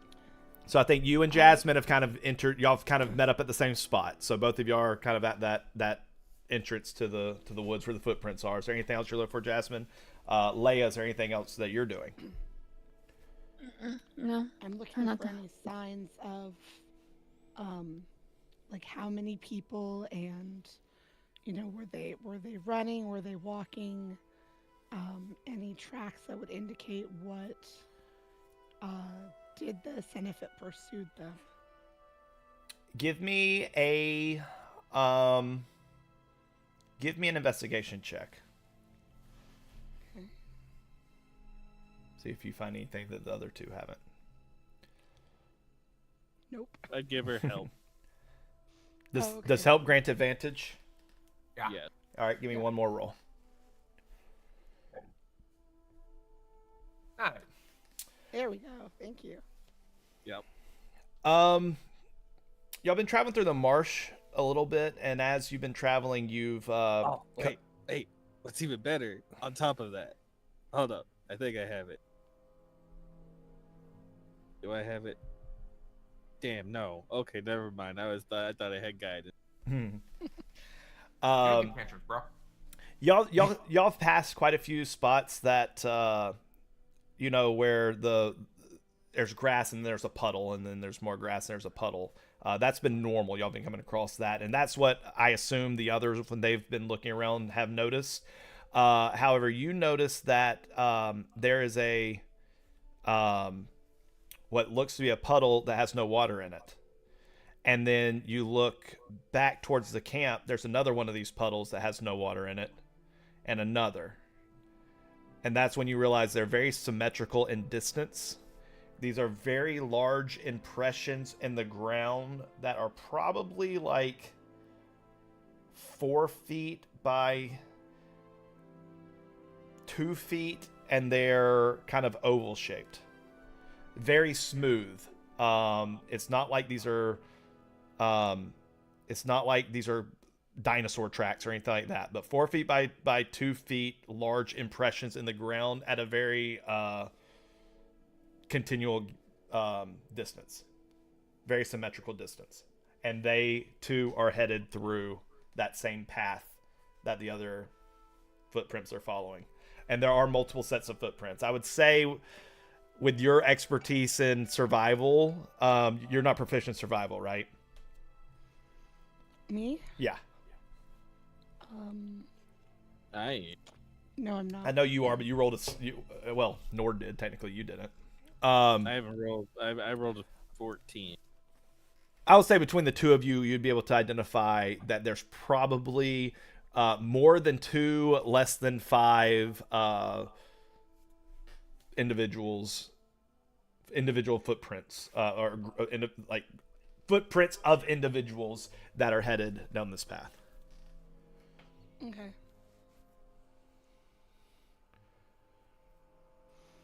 So I've got some supply manifests. Yes. Are you going Cool. to read the supply manifests? Yes. At the top of the supply manifest, you see symbol.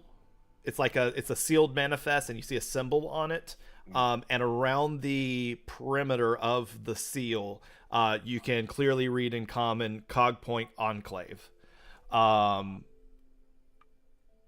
The seal has been broken, and you can see that there's a manifest of items inside. And from what you can gather, this is a delivery manifest to the Cogpoint Enclave. It is a request for 2 crates of components. Both are marked with a symbol. You also notice this symbol on the side of the 2 crates that are in there. I would say you probably recognize this symbol. Give me a history check. This is having to do... Well, just give me a history check. You got it. You just need a 10. Okay. You do recognize the symbol. This is a symbol of the Stormhaven blacksmith. These are the components. In one is for a grouping of brass fittings, and next to it you see the price that it is being purchased at, which is 75 gold pieces. And then I thought there was another one. Oh, I'm sorry. No, they're both. It's 2 crates of components, blacksmithing components, both of which have the price tag of 75 gold pieces upon payment upon delivery. Okay.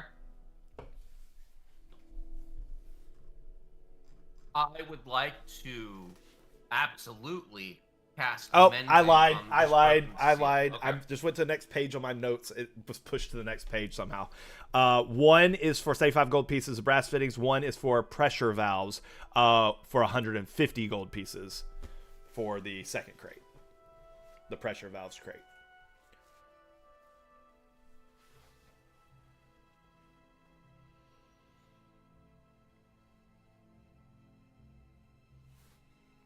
Notes are I important. would like to use mending to fix the broken seal.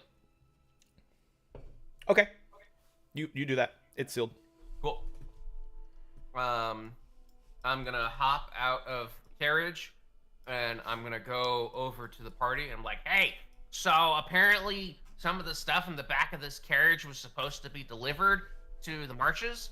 And we can make 225 gold pieces if we bring it in. Do we have any idea on what might have attacked over here? We looking at explosions? We looking at, like, giants, or very small Something with rocks? Giant feet. Giant feet? Giants have giant feet, or they're just feet to giants. But yeah, I want to see where they at. That puddle right there in front of you. Okay. That's not a puddle. Okay. Does Gizmo remember anything about what might be like indigenous species that live in the area that could have made these footprints, quote unquote? Give me an investigation check with advantage. Can I persuade you into a history check with advantage? Because it's him remembering stuff? Sure. Okay.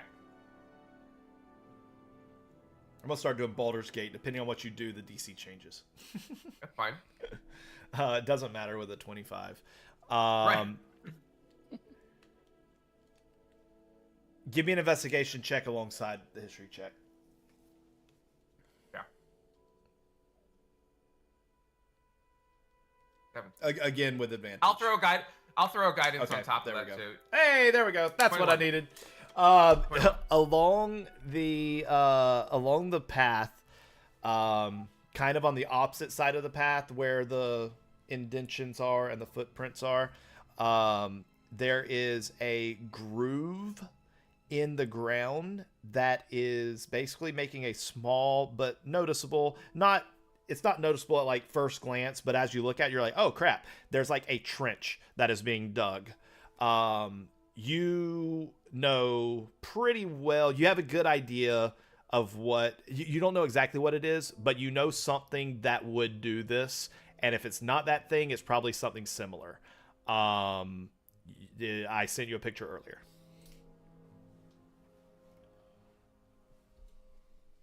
Oh. Okay. Want to enlighten us on what you have thought of? How fresh does all of this stuff look? I mean, food is still being cooked, and it's not like there's still liquid in the pot. And I mean, Okay. I would say it's still evening, and usually people start making camp at evening, so it's probably been pretty quick. If it's been over an hour, that would be impressive. It's probably been in the last 30 minutes. Okay. Well, it looks like this campsite was attacked by one of those mech dudes. The tin coats. The Why would they attack? For the record, what you were sent, ironclad. the picture I sent you was not an ironclad. It is about double the size of an ironclad. Okay, I'm sorry. That's a guardian. Disregard. Yes. Huh? Guardians are like bigger ironclads. Is there a reason why they would attack someone? Do I know that? I'm gonna tell you. I'm about to send you some very basic information. Oh fuck! I just broke my pen. Okay. Um.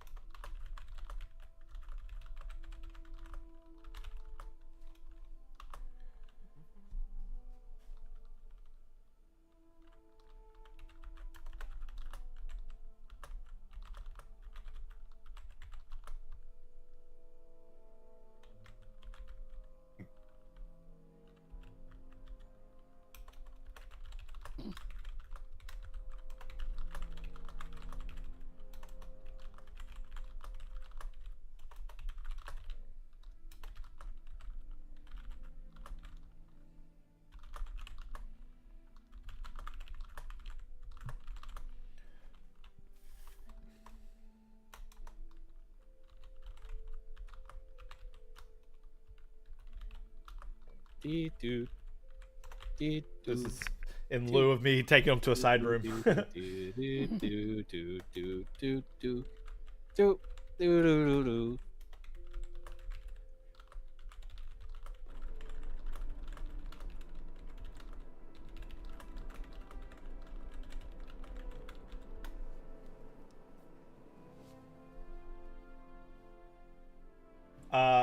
on. I said that wrong. That is not what I meant to say.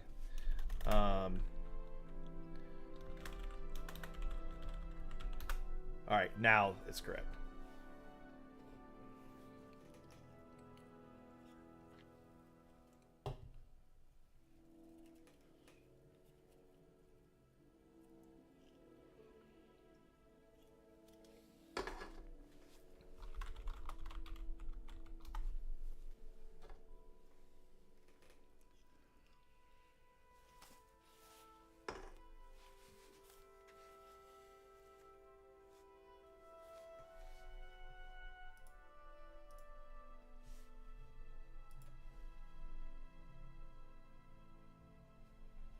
You got all that?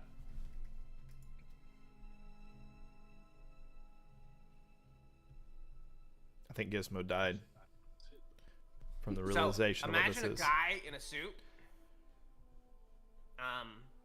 but it's basically a full construct and twice as big. Yeah, so no guy in a suit, just the suit, basically. Yeah, it's just a giant robot. What's a robot? An automaton, you know, like construct of gigantic proportions. So this is basically just like actually an iron giant. Like your bird should be able to see one of these from the sky. 100%. I'll send the bird ahead to see what it can see. It's very possible that one of these things has gone rogue, or like, you know, basically decide that like it's gonna attack people, or it could have been sent out here to do it because of what's in the back of that crate. I don't know if the stuff in the back that's in the crates is actually what's in the back of that crate, but you know, I know what the manifest says. Why don't you check the box then? Well, we can do that, yeah. Check them real quick while I send the bird ahead. Okay. Roll with investigation at disadvantage because you're sending him into the woods. Above the woods, he won't see anything. Under the woods, he has limited vision. Bird, oh, it's a raven. It's a raven. I was gonna say if it was an eagle or a owl, it would have advantage on sight. I don't know if ravens do. No, ravens do not, but technically it... Okay. Then I roll this.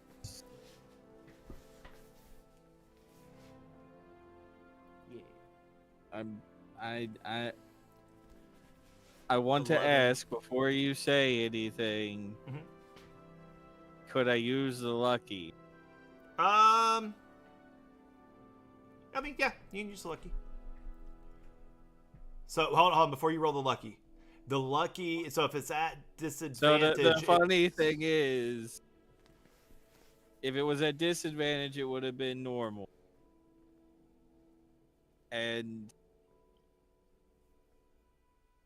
Well, does Lucky say it lets you re-roll one dice, or it gives you advantage? Because then you would be able to lucky pick change. one of the dice to let you re-roll it. I think it's you have to say it before. yeah, I'll let you re-roll if you want to re-roll.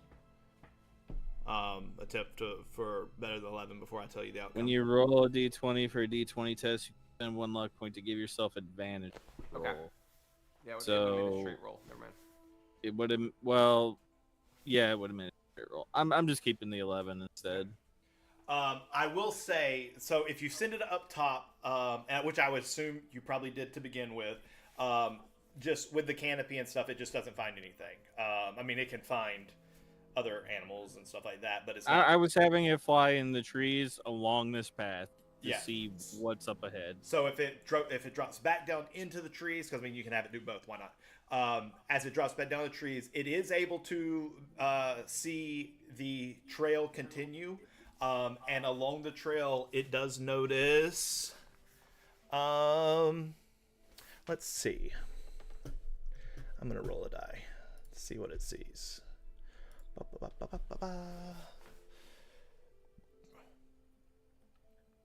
It sees multiple bodies along the path. Do these people wear anything specific?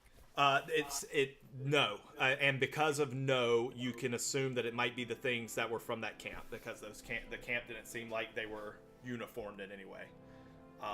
But there are individuals in different positions along the path, and they are still following the path of the deep indentions and the trench that is being formed. They all look dead. They are all not moving. The bird will go up to each of them and take a look. I will get up. I'm doing this through the bird's eyes. I'm Yeah, I was about to say, the bird. I'm looking at them all to see if they are dead. The bird starts eating. No, I'm kidding. A raven is Pecks not at their eyes. Doesn't stop them. That's how it checks. That's a crow, not a raven. Hey, they're the same bird. No, they're not. I know they're not, but you know. Okay, so let's see.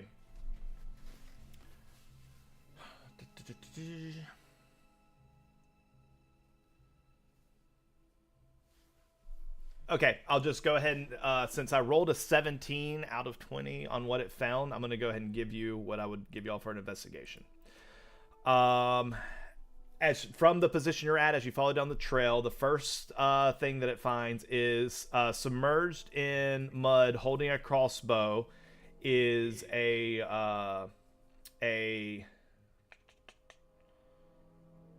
submerged in mud, imprinted into the ground, is nice.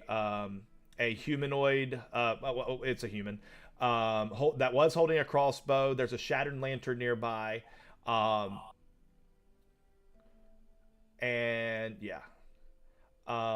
Further down, there is a younger individual who is laying, who's like leaned up, sitting up, against a tree, with a large tree branch going through its stomach.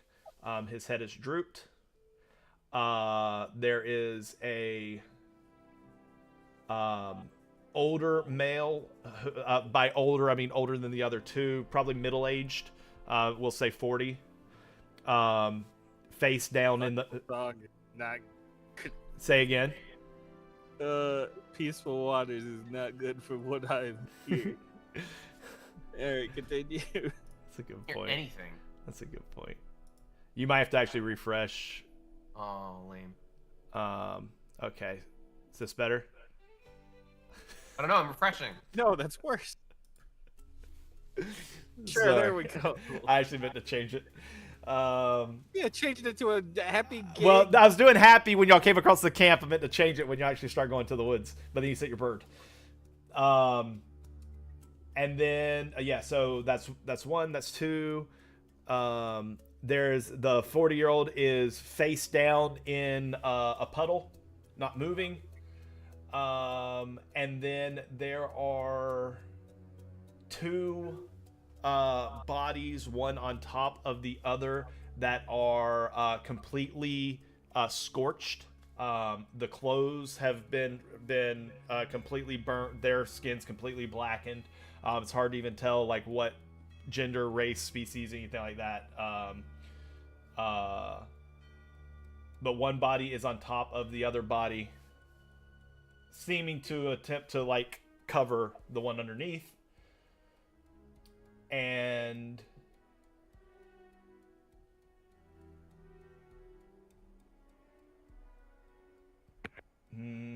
there's one last body as the bird continues to follow the path that is leaned up against the tree in an odd slump position. As the bird gets close to it, the eye shifts and looks at the bird. Say anything? It does not say anything to the bird.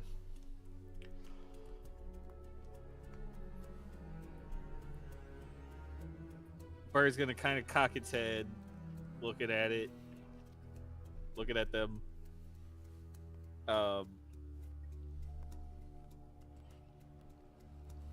Grok would pretty much say all this and say, yeah, you know, there's a lot of dead people, and then there's one person that kind of seems alive. Yeah, but is there a giant like death machine? That's the thing that I want to know about. The bird's gonna look around.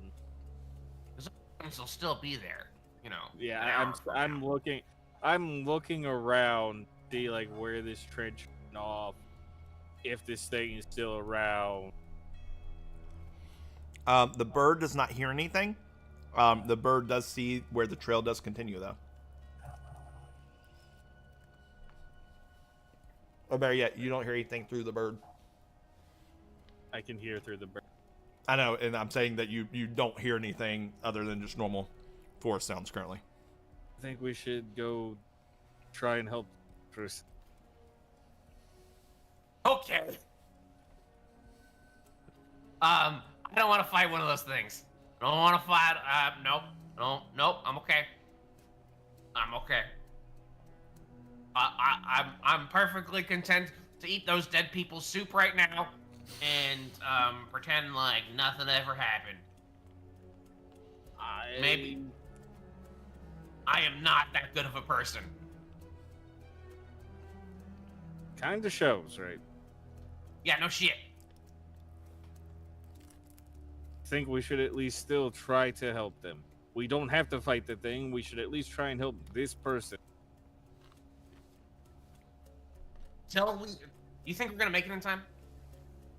You know how far away they are. Do you think we can make it in I time? believe I can make it? Like, is this person got a fucking stick sticking through them to where they're gonna die by the time we... I mean, he can't be too far away, right? Because you're still controlling the bird. So probably a couple 100 feet, 100 feet, couple 100 feet, 100 feet. Only a couple 100 feet. I keep saying 100 feet because I know it's your distance.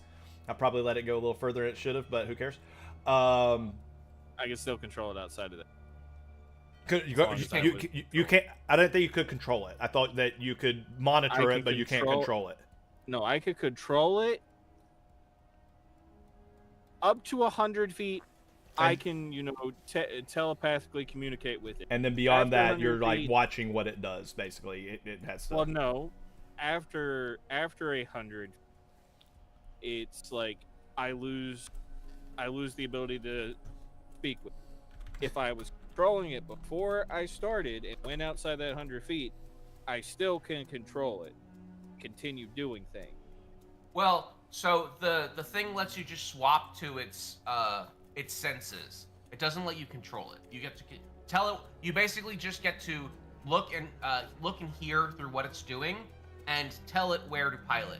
Once you lose the ability to tell it where to pilot, you're just along for the ride. Okay. Yeah, that's what I understood it to be. Then it would pretty much that. But regardless, Actually, you're a couple. It's we'll say 150 feet away. It's at the edge of your ability to tell it what to do. From what you can tell and what the bird saw, it didn't seem that there's anything, like pressing through it or anything like that. let's just try and go check on this.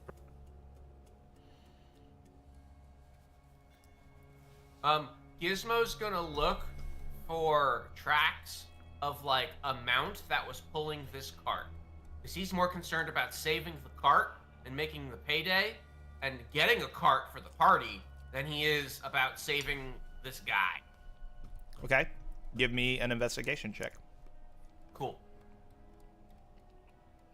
Give me advantage since you're looking for something very specific.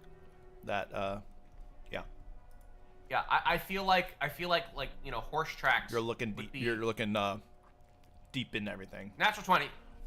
There are horse tracks that are Cool. that are following the same path. Cool. I will follow those horse tracks. Cool, motherfucker. Okay. Yep. Yeah. All about them. All right. Let's head on. Let's try and see if we can get to the person. I want to help the people. All right. So as you go through the woods, it does take a few minutes, obviously, because you're running through the woods.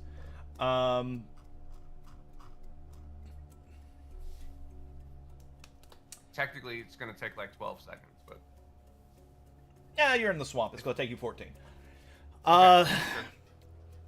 There's a man seated against an old against a tree in an odd slump position. He is currently alive but sputtering blood. As y'all approach, he does his best to look up at you all. His leather armor is torn. The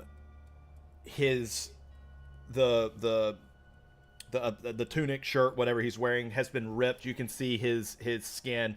It is his skin is black from bruising. Trying to set a trap. I already know this. Say again. He's trying to say it's a fucking trap. I get a feeling. No. He looks up at you, and in his sputtering and as he inhales just to speak to you, y'all hear a rattle in his breath. And he says, "Giant metal creature with one lantern eye. We were about to eat when it came from the swamp. It said error and attacked without notice. He killed Alice. We meant no harm. Please, the pain. Please." don't worry, I got you. I'm gonna pull out a crossbow and aim it at his head. Yeah, fucking swatting that down way quickly. God.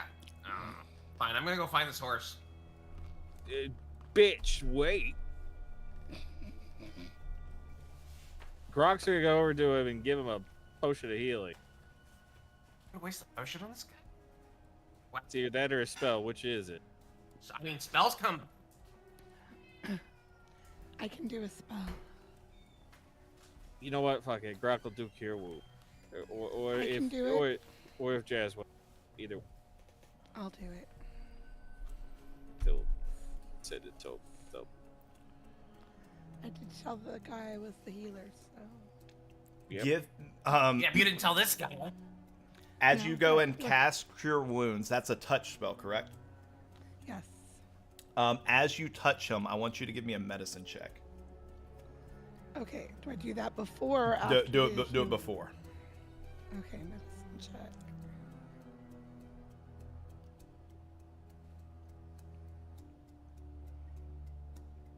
Nice. We prove. That's actually really nice. As you go to touch him, you notice as you look kind of behind him, he has been split open from the backside. He has scorch marks running down his back. You would know that I wouldn't say you would know. You have a high suspicion that he has a mortal wound, meaning that general healing's not going to heal this guy. This would be the equivalent of somebody ripping out his heart. He's at the end here. Okay.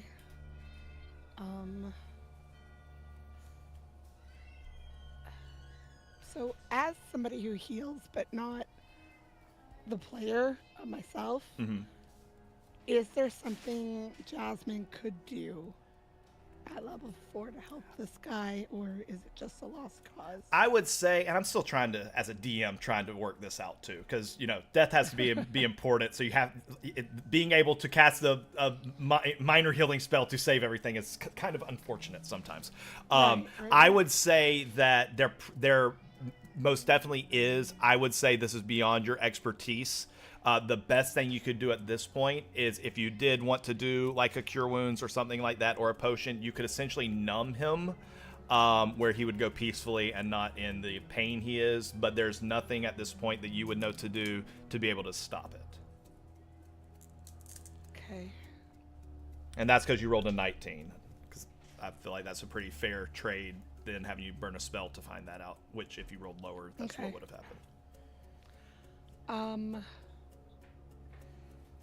If I were to cast Cure Wounds on him anyway, is it possible we could get him to someone with more experience? Or are we too far away from him? Put Cure Wounds in. Does Cure Wounds have an upcast? Does it adjust per level? Yes. What's the highest level you can cast right now? 2? Yes. I'll say this. If you do Cure Wounds, I will allow it to, whichever way you do it, I will allow it to help him peacefully regardless of the outcome. But then I'm going to have you roll an Arcana check. If you can beat if you can do a 17 or better on an Arcana check, I will let you stabilize him for now.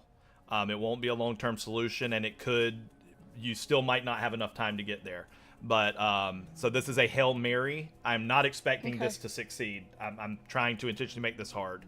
This is beyond your capabilities, but a 17 or better, you'd be able to temporarily, we don't know how long temporary is, but you would be able to stabilize him. Anything under that, you're basically peacefully sending him on his way, but he would have a few more moments.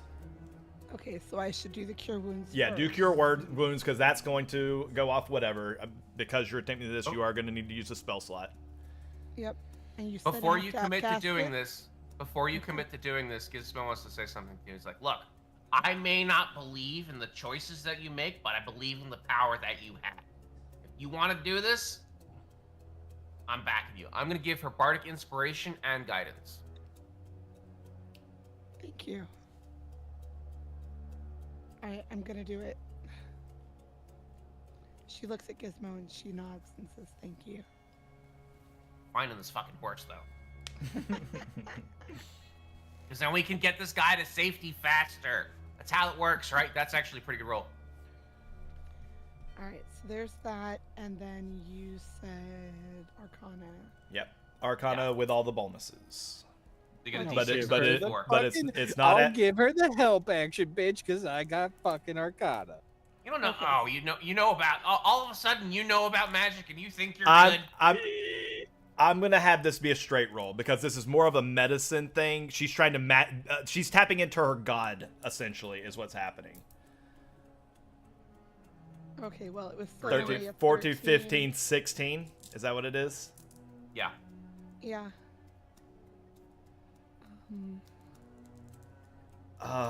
Yeah, I don't have anything else, so. Okay, my thought was basically you're kind of reaching out. This is a desperate thing, so this is kind of a god interaction. So I was going to say no to the help, but now I kind of want to. I'm going to let you decide if you want to have an additional roll. Hey, I'm already helping her, and I'm proficient in Arcana. But you're not using the help action. He's giving advantage with the help action. No, that's true. That's true. I'm using my action to cast the spell and give her If you would Marksman's if you would brave. like it to sit there, then I will let you. If you would like to use help action, I will let you. So I'm gonna let you decide. Well, I had already hit it before you said no, so that was with advantage. Oh, okay. Well, okay. The 13 Okay. was with advantage. Well, so then there we go. We'll let that there's ride. nothing else I can do. We'll let that ride as a 16 then. So you would be able to sustain him for a few moments, and he is visually you can tell that the pain has subsided. He is not in that intense pain anymore, but he also is understanding as to what's about to happen. Gizmo slowly reaches for his crossbow again. No, I can't do 22 points of damage. That's not gonna happen. It's like, you think he'll be able to make it to town? I think we should try. All right. Well, I think we should find that horse if we're trying. Yes. That horse is in the direction of that thing that you don't want to fuck with. And the bird. I'm sending the bird ahead to scout again. If the horse is next to the giant, I'll think about it. Yeah, let's find out where the horse is before we decide anything else. All of a sudden, Seth's gonna go and he's gonna put a horse mini right next to the giant, and they're friends now, and he's not gonna let them take each other. But I'm like, oh man, but I really want that horse. Seth isn't going to do anything because as a bird flies off in the nearby opening, there's a horse mini next to the giant. This was all predetermined. Sure. I have a map that I'm about to bring y'all to. It's just funny that he just described the map. What you do?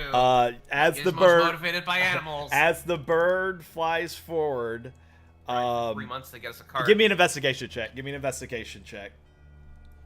Me? Nope, the person controlling the Damn. bird.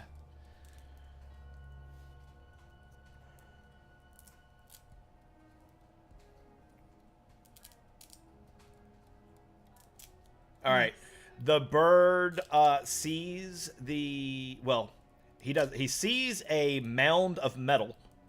It does not look like a whatever Dexton described. He sees a mound of metal, and in front of the mound of metal, lying on its side, is a horse with that is currently cut in two. Oh, the horse. They're half horses. They're two half horses. That Hey, means we if can it slices get there- one more time, it'll be a quarter horse. Right, that's what I'm saying. Hey! So that means theoretically, if they all have a speed of 40, then that means we can get there in. Hold on, fractions. This is hard. I'll figure it out. You guys give me some time. Okay. Well, if the horse is dead, and can we tell by the wagon whether it was a one horse or a two horse wagon? It was a one horse open Okay. sleigh. All right. Okay, nothing we can do about that. So, With his dying breath, the man reaches out to who is the most sympathetic. He's going to reach out to Jasmine. Don't let this happen to anyone else. There it is. And he dies.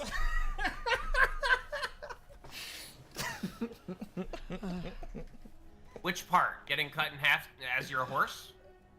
Yes, that part. That's what he was saying. All right. Are we okay. talking like hot dog or hamburger style cutting? It's definitely It was definitely hamburger cut stuff. Hey, so all right, so he's dead. The horse is dead. More pressing matter. That stew is like somebody's got to eat that stew, and like you can leave it on the fire for a little while, but you can't leave it on there forever. I think that's the most pressing matter we have currently that we have to worry about. We're dealing with farmer this thing stew. because I liked eating farmer stew. I might eat this. Oh yeah, stew, we I can don't deal with know. this, but I'm saying like, you know, what if we got like bonuses from the stew? I don't know. You know, what if it was like magic stew? I don't think Big Stew. You don't I think believe if in it the was stew? magic stew, Oh, maybe that guy yeah. wouldn't have died. Here, as a DM, we're gonna go above board right here. DM's gonna make an enticing Proposition. yeah, Stuff that you not can't performance refuse, per check, se. persuasion. Yeah, I'm making an enticing persuasion check IRL. Hey, you kill this thing, you get a level up. Ooh, okay. Yeah, I'm gonna punch it square in the Man. face.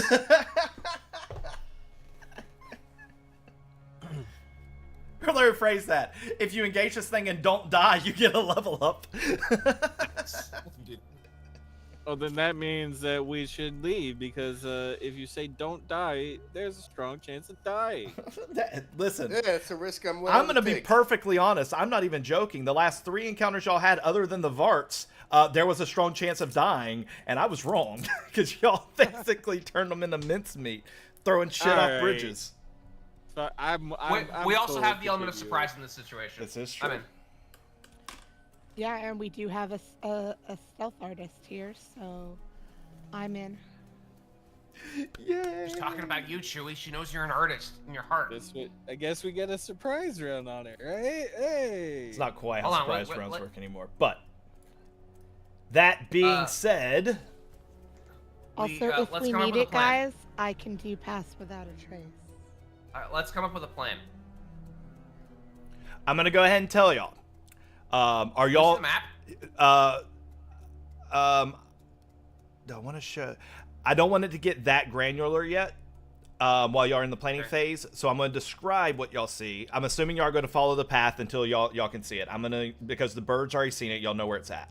So let me describe the scene for y'all to kind of tentatively set up for the strategy, but then I'll show the map, like obviously once initiatives. Once y'all decide to execute whatever that plan is, whether initiative is called or not. Okay, but I do need my notes. So at some point, like to make some sort of intelligence check, if I can figure out what types of magical damage are more efficient at damaging this thing. Because if I had to guess, it's probably immune to psychic, because it doesn't have a mind. Maybe, I don't know. Maybe electricity does more. I'm just spitballing ideas. I don't know. As we So- approach, if you would like to give me a...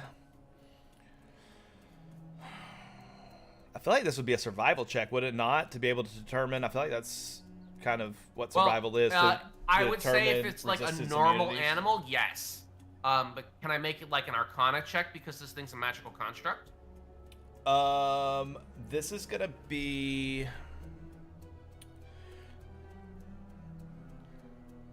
Give me... You know what? Actually, this might work even better. Give me a history check because you're from Blackfen. Got it. This is 22. so the first thing you know is that this is not a magical construct. Okay. Blackfen prides itself on ingenuity, or ingenuity. That's probably right. Yes. in- Ingenuity, but also the pun is ingenuity. Yeah. It's got an engine. It is. They pride themselves on being able to engineer as opposed to enchant. So this is a mechanical. But doesn't mean it doesn't have similar capabilities. Roll a with history check. I would say that you. Okay. Let me see. Okay, I'm not gonna give you everything, but I'm gonna give you the Cool. majority of what you want. You would know that it does not have living capabilities. So things such as being poisoned, Sleep. exhaustion, paralyzed, Frantic energy. charmed, and frightened. It is immune to all those, and also psychic damage. Yeah. Doesn't mean it can't be restrained, but you cannot either by fear or by spell paralyze it, petrify it, anything like that, because it requires Yeah. a So dissonant whispers is fucking useless. Got it. correct. It would literally be sound in a cage. It might never mind. I'm not gonna give you ideas. Anyways, so as you all begin to follow the path that the bird has found for y'all, you continue to follow the master tracks deeper into the marsh. The fog begins to thin as y'all step out into a small clearing up ahead. The smell hits you first. It smells like scorched earth and burnt rubber. I would assume y'all This know thing what has a rubber laser is. cannon, by the way, guys. It has y'all. There's a sharp, almost metallic feeling in your teeth as you enter into this area. The ground before you has been torn apart. A black scorched trench cuts through the marsh in a perfect straight line, carving through reeds, mud, and shallow water. At the far end of the trench is a 10 by 10 metal dome. It looks like kind of like a half circle, basically. On the opposite side of a dome, you can just see peeking around the corner of the dome is a horse lying on its side on the ground dead. Its body is blackened and burned. One side is scorched so badly that the hair has been completely stripped away. As you are taking in the scene before you, you hear from up above, "Error, please identify." The dome's voice amplifies loudly through the marsh. To kind of describe what you are looking at, you are currently on a dry portion of ground. Before you is another marsh. It's kind of splitting. It's like halfway between you and the construct. Lying across it is a tree. If you go through the water portion, it's probably on Gizmo knee deep, probably ankle deep for everybody else. The tree, y'all would be potentially able to get across quietly. The other one, it would take a little bit higher DC to get across quietly, just because of stepping in water and moving through water without making sound is sometimes difficult. But yeah, other than that, it's a fairly open space. There's brush and underbrush, but the only real tree that's here is currently laying on its side, making a natural bridge across the little marsh area. Go ahead. On the walk up, can I have cast Armor of Agathis on myself? Yep. Cool. What's the time on that? An hour? Yeah. Okay. Again, another sound. Error. Vital signs abnormal. As it speaks, you see a large brass arm coming from the dome reach to the side and press against the ground. Over the next couple seconds, the large hand pressing against the ground begins to lift a portion of the dome upward. It quickly becomes apparent that a 10 by 10 foot dome is exactly what an 18-foot human construct on one knee looks like. As its brass and steel frame begins to rise to its feet in front of you, you see that it is scarred and damaged. There's armor plating that is hanging loose from one of the shoulders. There's a gap that appears over the left breast where a large metal plate is missing, exposing the internals of the construct. Steam hisses continuously from ruptured pipes along the torso. One leg appears to be partially crushed, forcing the machine to lean awkwardly to the left. And you've noticed that this is the thing that's been making that large trench, or not large trench, but the identifiable trench along the path. It's dragging that foot.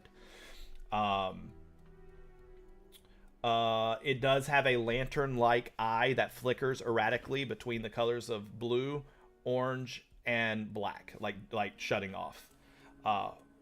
Warning, you are trespassing. Please leave the area. Error. The construct still has its back to the party and does not seem to notice the group. The target is unresponsive. Protocol for error. Corrupted core. The construct freezes and the lantern light goes black and it locks in place.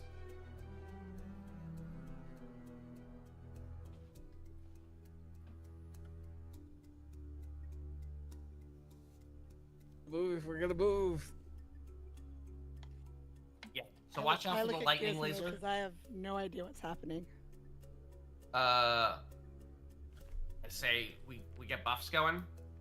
And, Contacting medical response units. Error. say like any of the parts that look like they're weak points.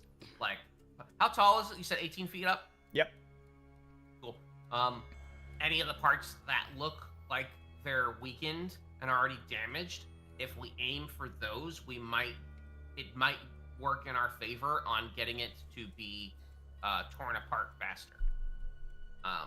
So aiming for the leg that's broken, the part in the chest, any of the, like the steam tubes or anything like that, fucking Chewie, if you jump on this motherfucker and then just start pulling wires out and shit, like that might be helpful. Greetings, citizen. Error. Oh, hold up. Hey. Yeah. I got an idea. Pulls out You gonna pretend to be a mech? dynamite. No, pulls out dynamite. Looks at Bird. hey, hey, hey. When in Rome. Win in Rome. You're not wrong. I'm ready whenever you guys are. I think that's a great start. Okay, all right. Here's what I'm gonna do. Everybody's ready. I'm good. Here's what I'm gonna do. So as y'all sit here, however long you are taking, what y'all notice is the giant machine. It remains trapped in a cycle of broken directives and corrupted commands. It remains unaware. I'm not gonna tell you what's gonna trigger the awareness. Obviously, any type of interaction with it is going to trigger awareness, but might be more than that. But that being said, it does not know. You do have the element of surprise. Now, once again, the way that it works in 5.5 is it gives you all advantage on initiative. It does not mean you get a free round. But I'm fine with that. But any type of combat. So if y'all do anything with the dynamite, that's fine. That will all happen. It'll still happen in initiative. But again, everybody has advantage on that, and which essentially means he has disadvantage. He doesn't actually have disadvantage. But I'm going to go ahead and reveal the map. Cool. I'm going to send Bird with.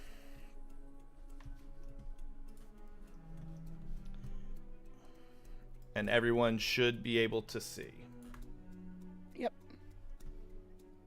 And yes, the horse was dead before Dexton talked about the dead horse.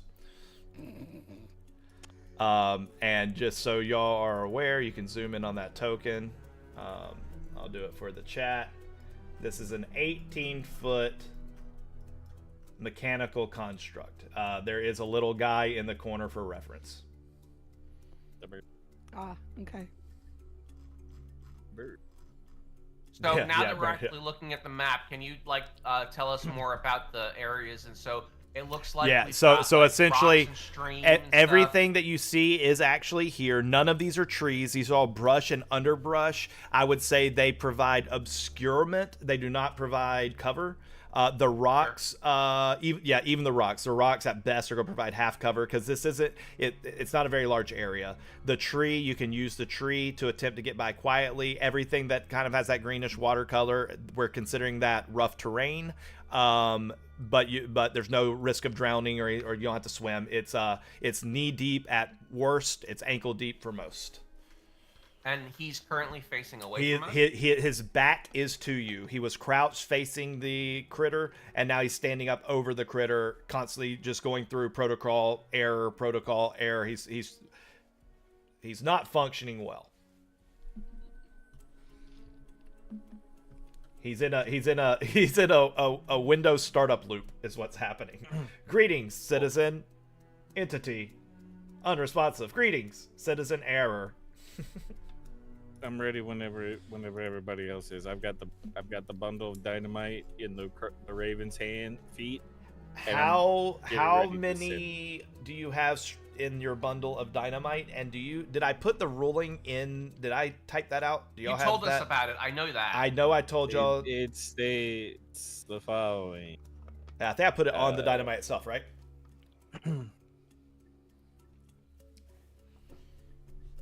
Can light a stick of dynamite and throw it at a point up to 60 feet away?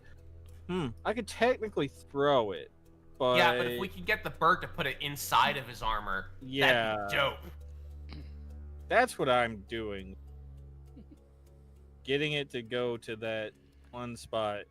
Try. So, question about what Droning. Gizmo knows about these things. The taser thing, is that like it shoots a lightning bolt, or it hits you with like you know, a lightning punch kind of a thing. Again, you've never seen this happen. The only thing you've ever seen Cool. is this is one of those things. Show of force stops everything. Basically, when these guys show up, you've never really seen them have to do much. You do know that they have a thing is referred to as a suppressor beam. It's understood that it comes from the socket. You do not know if they're the functionality of it. Essentially, The eye socket. yes, the Cool. the lantern eye. You also it's back to you. I'm not gonna give you that actually, but yes, you do know that it has a Can we central. blind this thing? Um. I think this is a great another great opportunity for PodCloud. But that's after the explosion goes off. Can 'cause you I think the explosion will blind it? display. Um. I think it sees. It's got like sensors and shit, right? We could probably do something about that. You think? I would say that you could disable its vision, but I don't know if you can blind it in the same context as like, you can make it where it can't see, but I don't know if it would be immune to blindness. Does that make sense? Okay. Yeah, it's basically casting like blind. I think blindness, darkness. Or Like if you blindness, like if you deafness, cast like, darkness, set target if you humanoid. cast darkness, I mean, I'm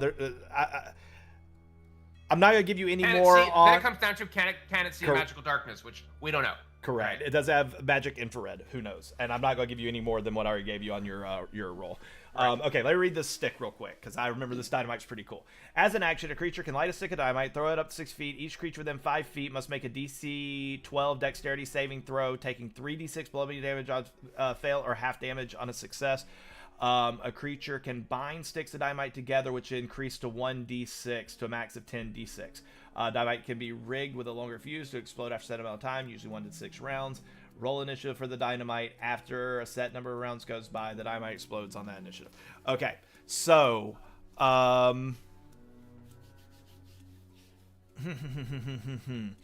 if you're gonna drop it in with the bird. The bird's going in with it. Okay, so you're going kamikaze style. You're making sure it's getting in the hole. Okay, fair enough. I'm making sure it's getting Fair in enough. the hole. Fair enough. So the way we'll do that is we will treat it going into the hole as the attack action. So we will roll initiative on that. You all will get advantage.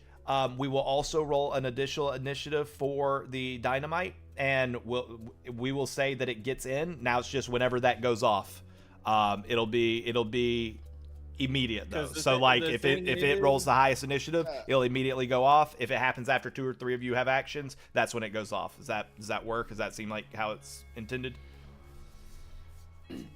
Essentially, that's fine. Essentially, the bird's gonna fly in, and that's gonna start initiative. But the dynamite's also gonna get initiative. So is it gonna blow up first, or is it gonna blow up at the end of the round? But it is gonna blow up this round whenever its initiative is. Okay. The only other thing that I would say possibly for tactics is we don't. I think we should split up. I think that Jasmine should probably stay somewhere in the middle in case anybody drops. Do you have control of that raven that I just put next to you, Croc? Yeah. I don't. Okay. Wait. Yes, I do. Okay, cool. Wait, what? Afraid that this thing's gonna shoot a giant lightning bolt out of it, and I don't want us to all get lined up, or be in the same area. Nope, I understand that. Yep. I think Cat staying hidden. Goddamn, fucking all the Stay time. hidden? Yeah. Well, Am I I mean, even like, hidden? well, Did I hide? I was asleep for a while. I don't know what I did. Did I sleep hide? Is this You- yeah, is this we can't creature argue with this. considered large, huge? Yes, large. I think it's large. 4 squares. Because I thank Large God. Marge. Well, the reason why is because of this. Between let me see. Because you can knock him prone. Larger. Oh, yeah, square, yeah, yeah. You can knock it prone. Also, Thorn Whip. Yep. Yep. Alright. Gizmo mentioned buffs. Do I have to wait for combat to buff the party? You Do can know ahead of time we're you doing it? you can pre-buff. Just know how if it take if I mean I'm not gonna count down exactly, but if it like lasts for a certain amount of rounds or whatever, like time is ticking. But I mean we'll be loose with it. If it takes you another hour to engage it, then you might only get like half of the buff or whatever. But yeah, you definitely pre-buff. I mean, for the most part, yes, pre-buff, and I'm gonna treat it as normal. I'm just saying, if it's something that lasts 10 rounds and we're still here at midnight trying to start the fight, well, obviously some rounds have passed, is what I'm saying. Okay. Yeah. I basically plan on going full blaster mode on this thing. I don't like the fanciest thing that I'll probably be able to do is like throw a minor illusion as a distraction, and that's about it. But yeah, use the bushes as cover to hide behind. And then I think we start. Everybody hides behind a bush or a rock or something like that, and then we start. We start the party when the fireworks go off. Okay, so we're all gonna not engage until the firework goes off. Well, until like the firework is like at least released inside the mech suit. Okay. Like once it gets there. All right, then I will say that as soon as the Raven lands with the explosive, I will cast Bless on Probably Chewy, Grok, and yourself. Unless you want a second level in.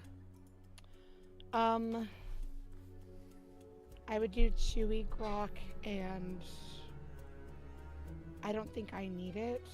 Well, if you keep it on you, it helps you keep it up. Right? Because what you concentrating, you would get to add the bless True. to that's why I think you should always be included. Okay. Because I'm only gonna make one attack a round right now, and the same thing with Cat. Okay. All right. They both make I'll multiple do... attacks a round, so I think it should be those two.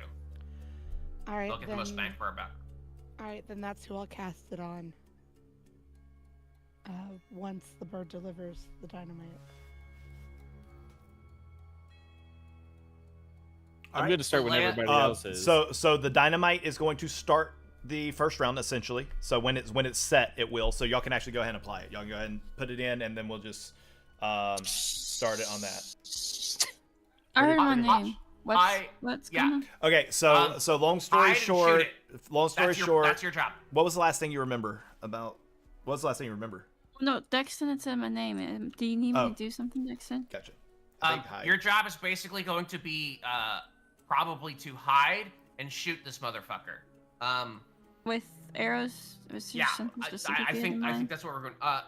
Your bow's magic, right? I have arcana spells. No. Like you have a magical bow, correct? I don't think so. I think I just have a regular bow. Let me double I check. thought you got a +1 bow. Do I? I know I have a blade that's +1. I can throw a blade if I'm close enough. Yeah, but only once. Yeah. Should have had a bow though. Yeah, you have a short bow +1. Yeah. Okay. It's currently not the one that's equipped. I wonder if you've been doing that the whole time. Okay, I've just equipped it for you. No, okay, good. Yeah, I see. I have a short bow. Okay. Chewy, your options are basically to get in its face and fuck it up. I would absolutely love to be able to get this guy into water and see if he'll short out, but I don't know if that'll happen.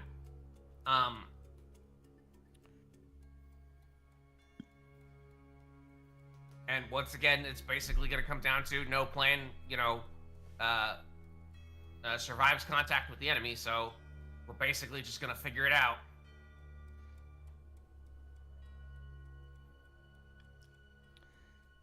Okay, I'm not actually flying. I just picked that one because it'd be good for Bless. So, Chewy and rock should also be blessed. Oh yeah, I keep forgetting that y'all can't. Okay, I gotta figure out why y'all can't do this. So Chewy and Grok and you, because I should be able to just hit this icon. Boom. See, there you go. Oh, okay. I don't know why y'all should be able to do it yourself. I don't know why only. It's gotta be a permission thing. Anyways, y'all all have bless. It'll automatically take effect now when y'all roll. Okay. All right. All right. Is this everybody's in the position that they want to be in to start the no. fight? Okay, so everybody No. move where you want to be. I will say if y'all attempt to get any closer than the water, y'all can That's move not what I wanted. everywhere on the island you're at freely without needing to roll or anything. Wait, am I actually hidden for some reason? No, You you haven't need done to anything. roll. Just standing You need to here. roll. But he has his back. He has his back to y'all. So Okay. yeah. So as long as stealth- y'all don't try and cross No. the island, Alright. y'all. No, don't roll stealth. No, talking to me. Talking to me. You're good. You're good. I don't know what I'm doing. Roll stealth. Okay. Oh God. It's still a 13. All right.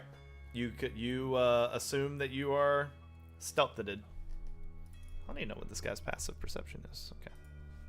That's not what I wanted. What is happening up at the top? I'm just trying to figure out the distance, but that's the ruler I wanted. Thank you. Can we? I don't know how to get rid of all these. I'll get rid of him. Thanks. I Can had like I, 6 if I different moved over rulers. here, could I shoot over these? Are these bushes or trees? Yes, those are bushes. I could shoot over them. I'm assuming. Like Yes. I know I'm There- 3 foot. There or are how no high are these? there are no trees. These are all bushes. They're Okay. gonna be concealment. They're not gonna be cover, which means you're harder to see, but you're not invisible. You would be Okay. able to do stealth checks behind them, but you can Okay. also shoot like you can basically shoot through them. Okay. I would like to stealth and take cover over here behind this rock over here. All right, so that'll be we're considering all the rocks as half cover, but Yeah. again, it would for these purposes you'd be able to roll stealth check as well. So go ahead and roll stealth, and you can move over there. Yeah, as the raven climbs in, you're just gonna hear the raven go, "Ow!" Wait, really?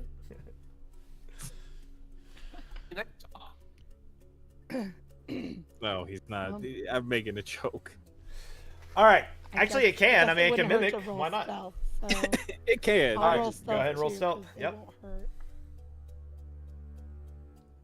If I Me and fail, I Bobby are just fail, chilling. but-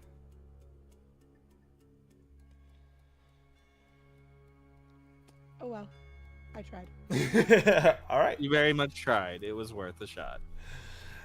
All right. So as the raven flies in, everybody roll initiative. We have advantage on this, correct? Y'all have advantage. He's rolling straight. It's rolling straight. No encounter. Everyone has advantage. Everyone has advantage. You can now roll initiative. Roll initiative for your bird as well. We'll count that as the dynamite. Also, what's up, guys? I love you guys. I'm back. Sorry, I've been quiet all night. 2 and a 3. I'm a fan. The lantern walker. Why did that happen twice? He got a bad initiative too. Damn. Why? Well, Yeah. why is that? Why are my dice still? I keep seeing my dice. Yeah, rolling. it, like they just kept up. Like I don't know why it rolled 2 sets of dice for me. I'm confused. What happened? I saw 2 and then another set. I saw 3 sets of my dice Oh. It's because I rolled 3 times. with my dice. I don't know if it's because your dice probably hit. Or Whatever. probably just visual bug. Probably visual bug. Probably a visual Maybe. bug. Yeah, Okay. chat says y'all all rolled one time. Okay. All right. Just like So roll for the Raven initiative. Already as well. did. I didn't see it. The raven. Oh, flies okay. with So me. he's gonna go right after Jasmine. So Jasmine, you are up first. You have already like the bless and all that was prior to this, so you do have Yes. your full turn. But we are going to begin encounter now. Jasmine, we're on you. I will hold my turn, and I oh. will. What? Holding his What, Walker? concentration. Oh, okay, never mind then. Only if you're using a spell. If you're casting a spell when you're holding. If she's just waiting to do stuff, it's fine.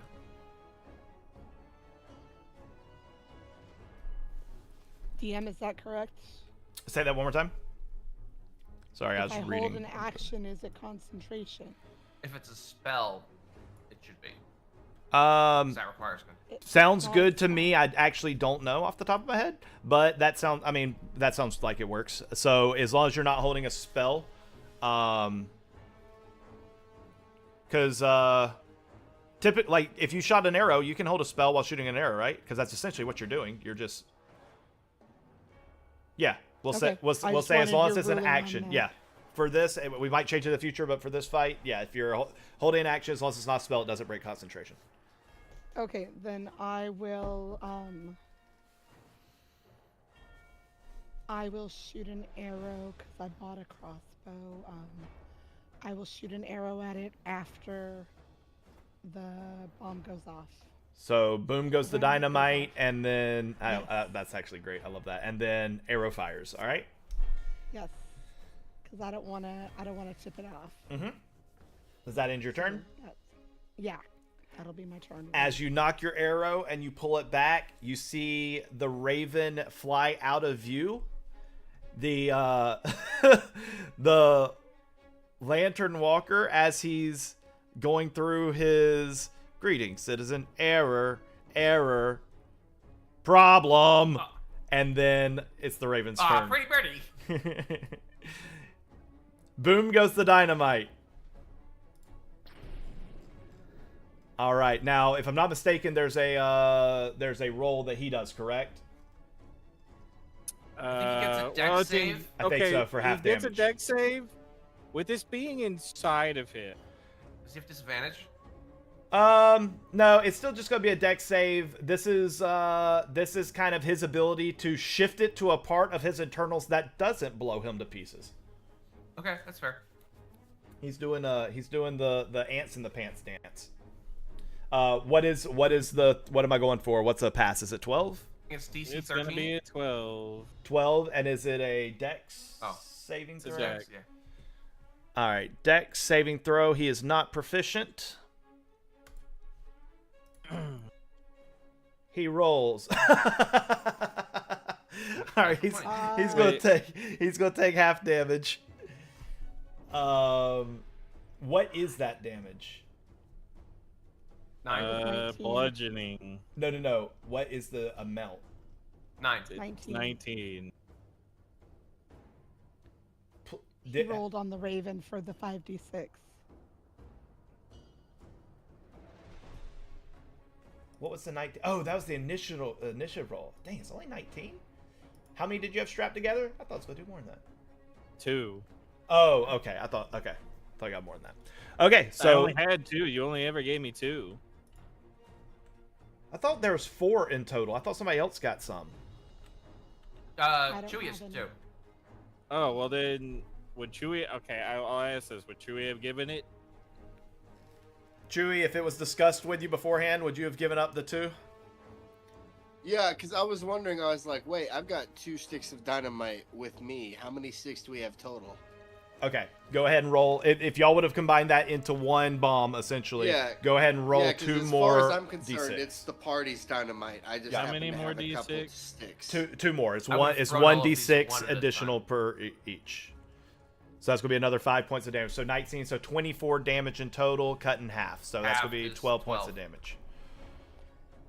Okay, and after that, I shoot my crossbow. 1 second.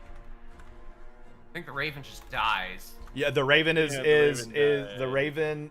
No, It's nevermore. it's It is nevermore. It is now incorporeal. All right. The horse okay? Because it's just 5 feet.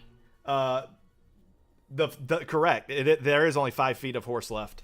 It's Okay, not okay. sure. All right. Go ahead and fire the crossbow.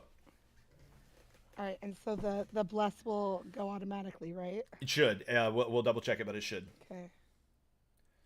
So I roll normal then. Okay. There it is. That's cool. Oh, I was gonna say a natural one's not happy. 26. I like it. 26 is going to hit. Go ahead and roll for damage. Okay. Alright, it's not configured to do damage. Hey, actually, just remove Nord because he goes him. Oh, from the He goes at the same time you do. the initiative. Okay, let me 98 plus clear initiative. Remove I can't get it participant. to roll the damage. You should just be able to go back up to the spell and click damage. When you where you initially, Oh, or I'm sorry, where it says in chat where it Oh, says I light see it. crossbow. Okay, Yeah, just above. click damage. above what I rolled. Yeah. Oh, I forget. Is this your first time using a physical attack? Yes. Like not spell? Oh, that's funny. You used All the right. mace before. I don't think you'd hit with it, but you've used it. All right. So as the arrow flies over, you see it chink off of the armor. It definitely affected it, but it didn't seem to affect it as much as you would expect, Okay, as it takes half damage. that's fine. All right. Is that going to end your turn? Yes. Okay. Then we are now on Grok. All right, well, let's see if this works. Doggo going in. All right. Pop attack. Where's Nord's thing? Nord is now an elephant monster. That's probably not gonna. A 12. Oh, that's how that happens. If you right-click your dice while it's on the screen, you can keep re-rolling it. Oh, What? okay. But it doesn't but it doesn't count as a roll. It just graphically keeps rolling. Yeah, just grab it. Okay. Control it. Okay. Bonus equals Okay. your spell attack modifier. Okay, plus your wisdom. Okay, your choice. If the beast moved 20 feet a straight line for the target, it takes additional 1d6. Gonna hit? attack. Okay, so all this matters only if it hits. A 12 is not going to hit. Sweet. Yep.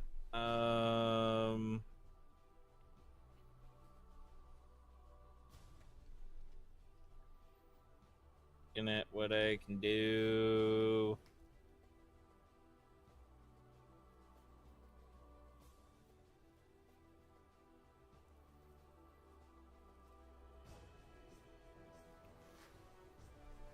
Light them up with your lightsaber.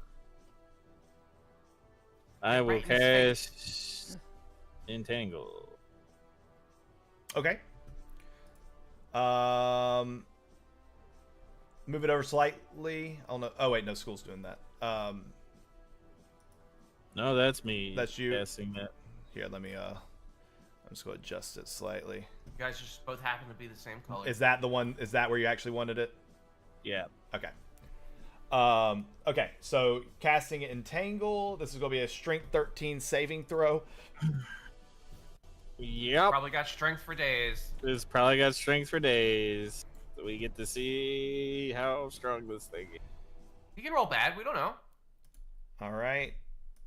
Nat 1's a nat 1 on I anybody. could disadvantage it. Never mind. He rolled a dirty Excuse 20 me? off of an 11. He is We're not, dead. He is not entangled. No, just don't let him hit you. Alright, so Well, he's not it's- entangled. He's not entangled. Okay. But he's cool. in That's difficult my- terrain. He is in That's my difficult terrain. turn. That is my turn. Do Well, y'all, if Bobby goes up. do y'all still hear the music? Yeah. Yep. Yeah. Okay, I don't, so I'm refreshing the spectator's point of view. I think I still hear it, but I've got it turned really low. Okay, it's not very good. No. Why is my... Thing has a +9. Oh, there we go. Yeah. It's got a 22 strength and it's got +3 proficiency bonus. Yeah. Means. Yeah. Means don't get Yeah. hit by it. Yeah. Distance shots, baby. Piercing doesn't do shit to it. It's not magical. got damage reduction. Okay, so it is my turn, correct? Yep. Yeah, I'm trying to figure Okay, out so one. sorry. My game just froze on the stream. Like, I can still see it on my Okay. end, but the stream can't see it currently. Well, Sorry, chat. I'm going trying to go get us to work. ahead. I can move this distance like this, correct? I'm not. Yeah. Okay, perfect. And then I'm going to use Step of the Wind, and I'm going to dash the rest of the way. Just right here. All right. I'm gonna go, hey, yo, what up? Hey, it's me. I'm Master Bobby Chu. And I'd like to What? shake your hand. You want to learn about the Great Dragon? Bada bang! Nice. It's a great And I dragon. attack with Charlie Brown. advantage because of Master Shingun's journal underneath my pillow. Would it? Does And it my not apply if blessing you don't from have the a Great pillow? Dragon. My blessing from the Great Dragon with Master Shingun's journal. I gave him a real wallop. I still can't hear Sorry, the I'm music, upset. which is annoying. Wow, Zero. everybody's offending Jasmine. I'm having a rough Thanks. night. I'm having a rough night. Wait, what did you? Wait, what did he say? He said he's blessed by Master There we go. Shingu's journal and by the great dragon, not by me. Oh, And, well, of course, by Jasmine as well. Sorry. Just by her presence. I'm having a rough night. All It's right. a rough night. Sorry about Don't that, chat. ask. Your All right. basketball team lose? I don't want to talk. Wait, you just hit a 29? Yeah. I You don't rolled a know, 19. did I? Oh, a 19. Very nice. You Okay. rolled a 19 and had a bunch of bonuses. Hey, well that hits there, guy. Yeah. I should hope. And so that's just regular hit, right? Normal, Correct. no Correct. critical Normal hit. Okay. One away from a crit. Nice. Take 9 points of damage. All right, 9 points Take that of wallop, you son of a bitch. bludgeoning damage as you punch the giant tin can. You leave a little dent behind, leaving a mark. Nice. But you know, it just didn't seem to dent as much as you expected it to. This is a rougher metal than you're used to, as it takes half damage. All right, and that will end my turn. did you get 2 attacks? No, because He used all of his bonus stuff to I get used there. Step Bonus of the action Wind, for Step of the yeah. Wind. I thought he gets 2 attacks and then a bonus. No, he's got to be level 5 for 2 attacks. That's for everybody. He gets one don't attack, know. but then Yeah, maybe. he gets a his offhand attack as his bonus action. He usually Yeah. does Fury of Blows, but he used his bonus action to get there, so he can't use that second attack. Yep. Next round. Yep. All right, that is going to be Leia's turn.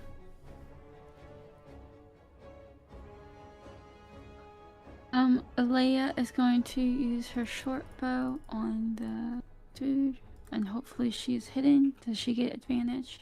She is going to get advantage. Okay.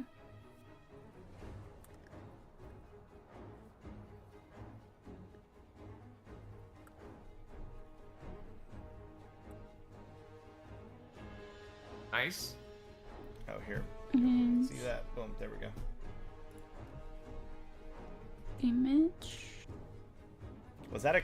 Okay, so it's not. No, it wasn't okay. a crit. Yep. You are and then I rolling get really good. sneak Yep, and then Sneak sneak attack. attack. Yep.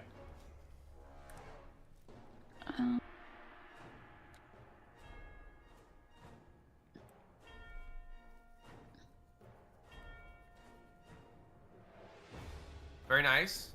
18 points of nine. damage. That's 9, yeah. All right. And then Um, bonus Multiple piercing action. damage. I'm double checking. So sneak attack is bludgeoning according to this. Piercing. And then piercing. It's the same type yeah, of it's damage whatever. that you Yeah, do. yeah, that's right. Yeah. So it's gonna be 18 piercing. 18 magical piercing damage. Magical? Yeah, because you're using a bow. That's a +1 bow. Yep. So he takes it all. Yep. Yeah, take it all. And then I'm going to use my bonus action to hide in these bushes or try and camouflage in these bushes. Okay.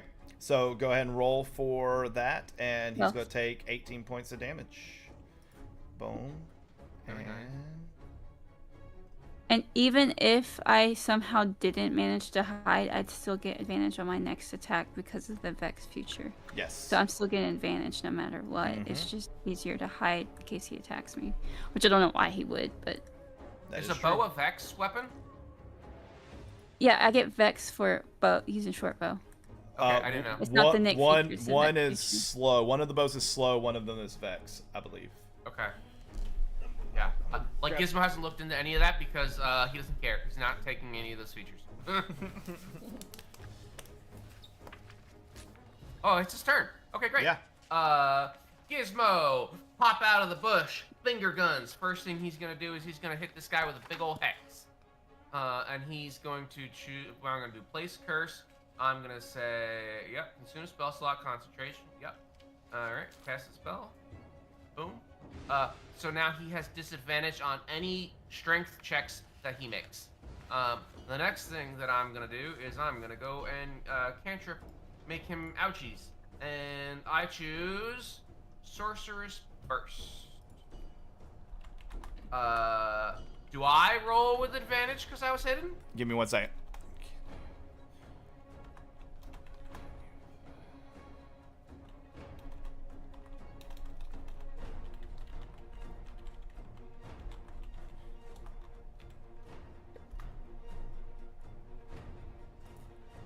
Okay, give that to me again. Do I roll with advantage because I was hidden behind the rock? What was For hitting you your with Sorcerer's Burst? What was your stealth? Like roll? 20 something. Well, I'm not finding that hard to believe. His stealth roll was 21. Nice. Yeah, you have advantage. Cool. Alright.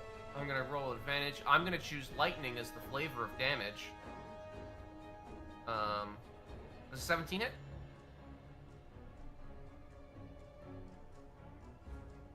Okay.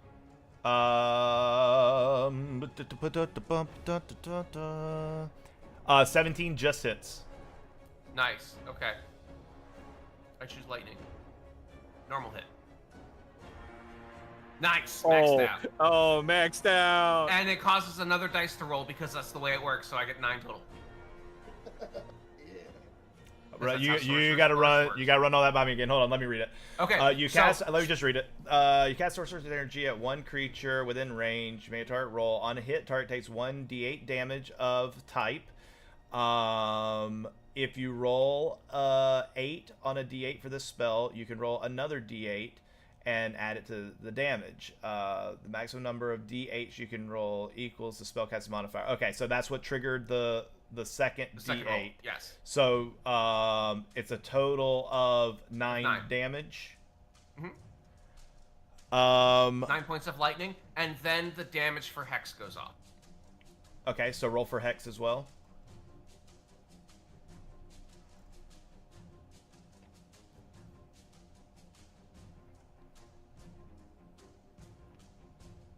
All right, 5 points of damage, and that is Necrotic. It's not listed. And since it's not listed, I'm going to stick to it, but I'm pretty sure it's supposed to be resistant to electric damage, but or lightning damage, but it's not listed, so Nice. I'm gonna let you take it. So what's that gonna be? It's gonna be 9 plus 5, 14. Correct. All right. Is that in And your it turn? takes necrotic damage, fine. Yep, it's not immune to necrotic. Cool. Nice. And I take cover behind the rock again.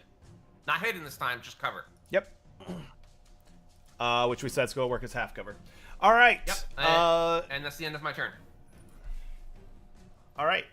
On Nice this knowing you, Chewie. guy's Oh, wait, I turn. forgot. That's the wrong one. Where's my lightning spell? There it is. It's next to that. Let me see. So first things first, as an explosion, it sees a birdie, and it goes, "Aw, pretty bird." Aw, shit. An explosion goes off, and now it's literally just getting peppered from all over the place. The spell you just did, as soon as it goes off, you see a hydraulic hose become disconnected as hydraulic fluid sprays up in the air as Jasmine and Leia's arrows hit it. You see sparks going off. Well, actually, as Jasmine's hits, it bounced off. Did you hit it with the bow, Grok? What did you do? I forget. No, we cast Entangle. That's right. So the entangle goes off. Sparks go off after Leia. Dents are happening because of the little munchkin punching at his kneecaps. He now has turned and faced the party, and he goes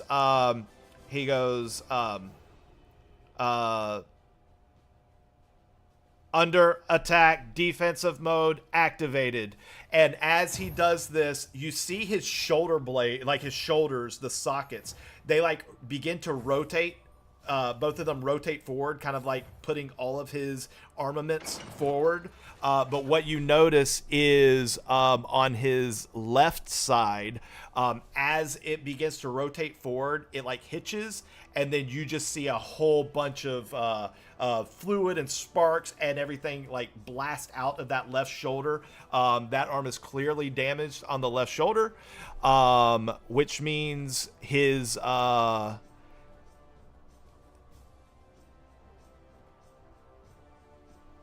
it means that his slam, he is only going to be able to slam with one arm, so he does not get the multi-attack for slam. Yay. So Good for you. So that being the case, as it stands to its feet, it scans the perimeter very quickly. It notices a few different creatures. It notices creatures beneath him. It is going to attack. We need some measurements. So from the guy.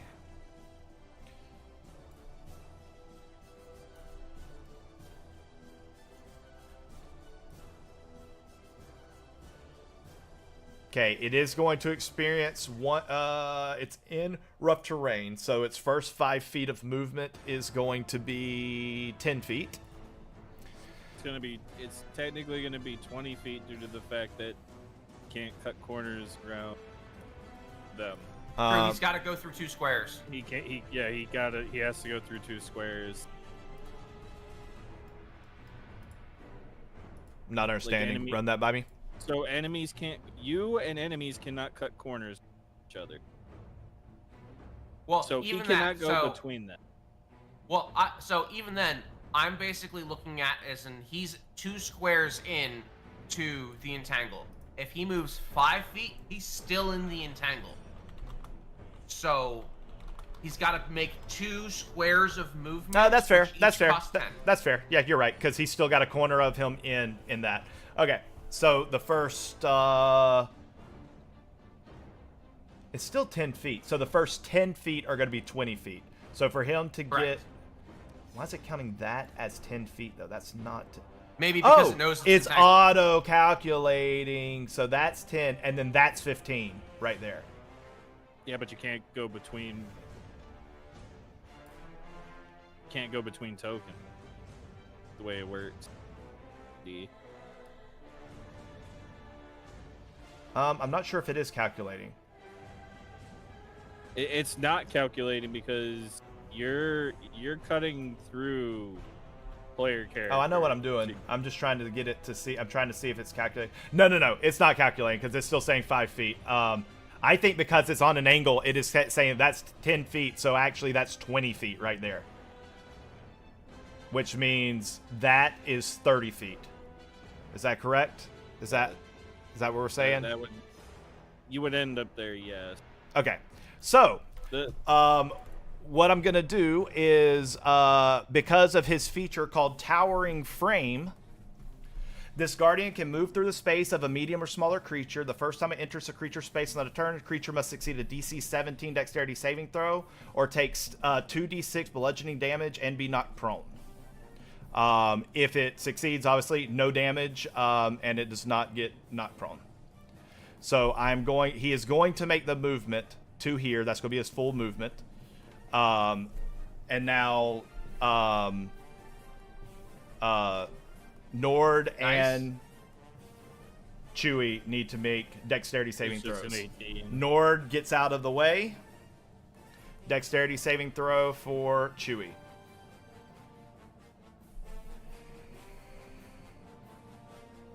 Nope.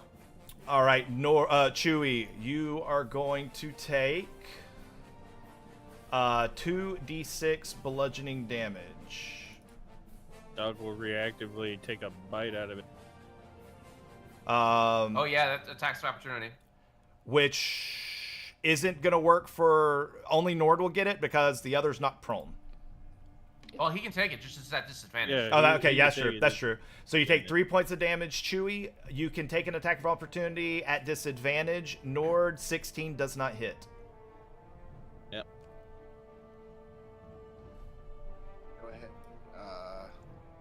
Ooh. Whenever attack roll, it's Right.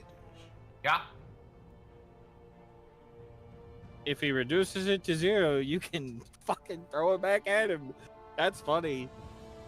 Well, no, because this is his reaction to reduce the damage. So he It's wouldn't his have reaction to reduce it, but he can But expend he can, the as key part of the point. deflect, yeah. I mean, Yeah, the it's- max number that he Oh, can have is okay. 3. So, oh wait, no, that's right. That's not how it works. Because the amount that gets sent back is his. You reduce this 0, can spend 1 focus point. Say if the creature can see with the 5 that creature must succeed. 2 rolls of your martial arts plus deck. So he did 2d6 plus dex. Oh, well, If then, no, the that giant says fails. that's the. So he can just reduce the damage. That's literally all he. But he did reduce it to 0. He did reduce it to 0. but he When doesn't have an to attack keep- roll hits you, and its damage clues. Oh, it's not an attack roll, it's a save. Yep. Oh, okay. So Yeah, no. there you go. So you can't Yeah, do any no of it. dice. You can't do any of it. Yeah. So I take 3 points of damage. Yeah, Yeah, three, yeah. three And you get points of knocked prone. damage, and you're not prone. So now you can do, but you can do a, you can attempt Attack to of punch him opportunity. as he runs by. So you get 1 punch, man, and One Punch Dragon Man. Hey, you're not getting past me, you fucking robot guy. 15 does not hit.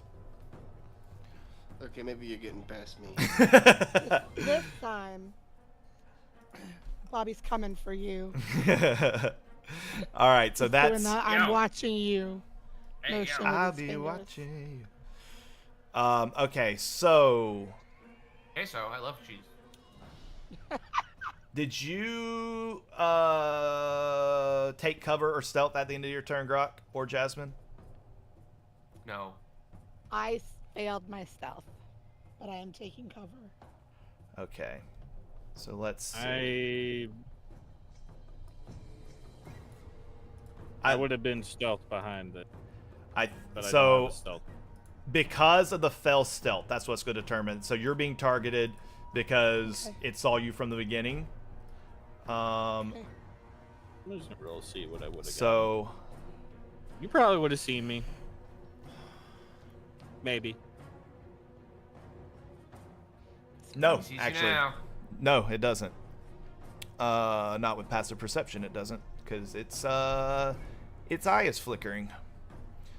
So just FYI, this is a guardian that is taking major reductions because it is badly damaged. Just keep that in mind for future interactions with large guardians.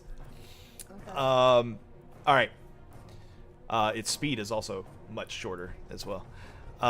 Okay. So it is going to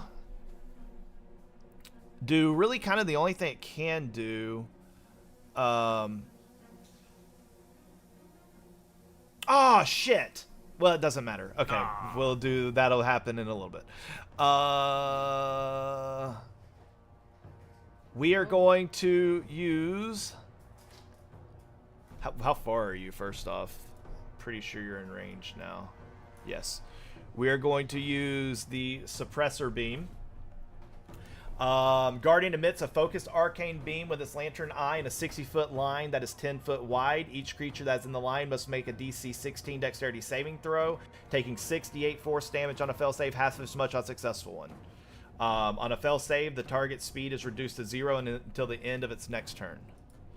So it's basically attempting to stun you. Okay. in a very dramatic fashion. But I do need a rectangle because it's going to be. How are we going to do this? So 10. So like that, and then I can rotate it, I think. Nope. How would I do that? I don't think from this position it can hit you and the cat, because I'm pretty sure it's 5 feet wrong. Yeah, however you're doing that, that's good. That's one, and then the other one, yeah, it's gonna miss the cat by 1, so it's only you that's being hit, Jasmine. It's fine. You said dex save. Dex saving throw 16.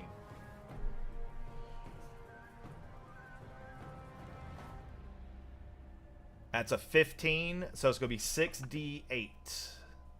1, Okay. 2, 3, 4, 5, 6d8. 10 feet. Oh, nice. Thank you.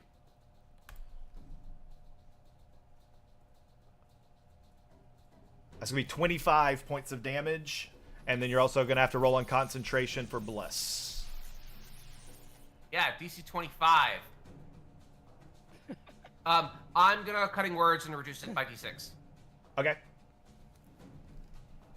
All right. So I need to do a Constitution save. So it's a DC 20. Yeah. So you It's need a con save. yeah, DC 20 concentration. Yeah, you only took 20 points of damage. Okay. Oh, I only took 20. Okay. Yeah, I reduced it by 6. Thank you.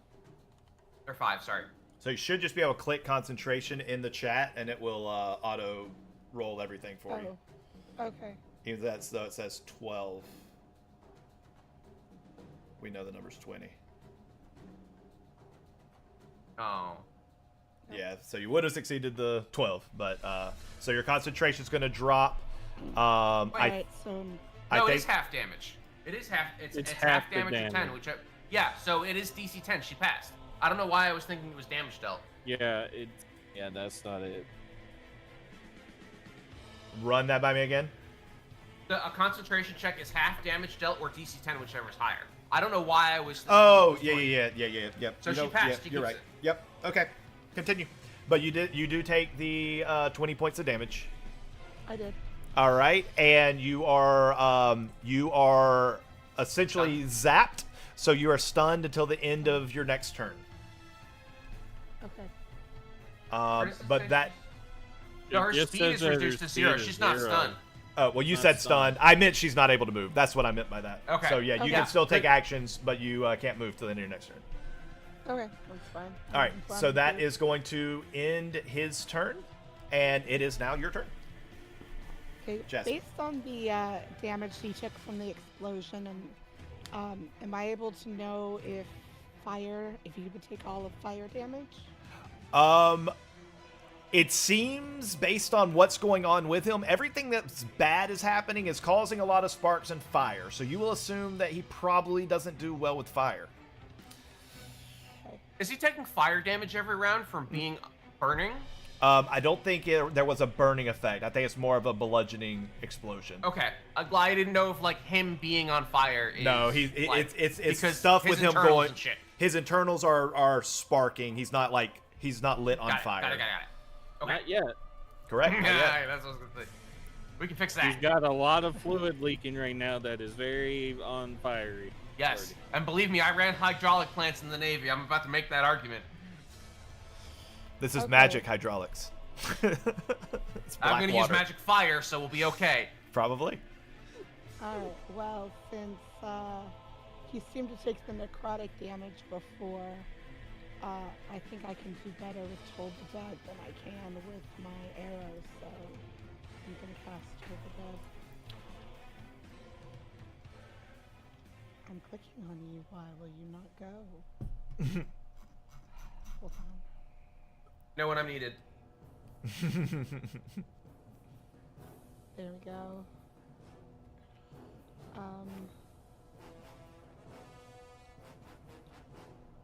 So Go ahead, it's a Dexton. DC 14 Yeah, you got it. save.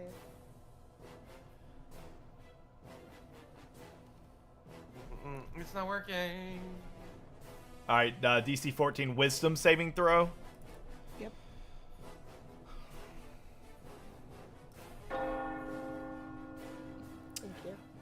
I need you.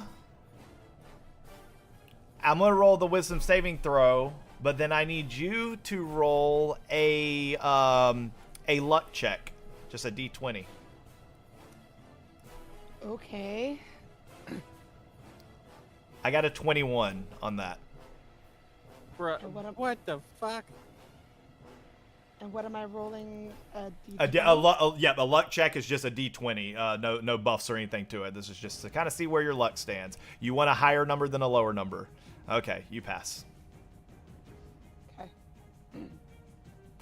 All right. Just so everybody's on the same page, because Dexton sent me a message earlier. You're Told the Dead did not attract any undead in your Yeah. direction. Yeah. No, remember? Yeah. Yeah, I forgot. Okay. I didn't even think about it until Dexton said, "Does Her Told the Dead attract?"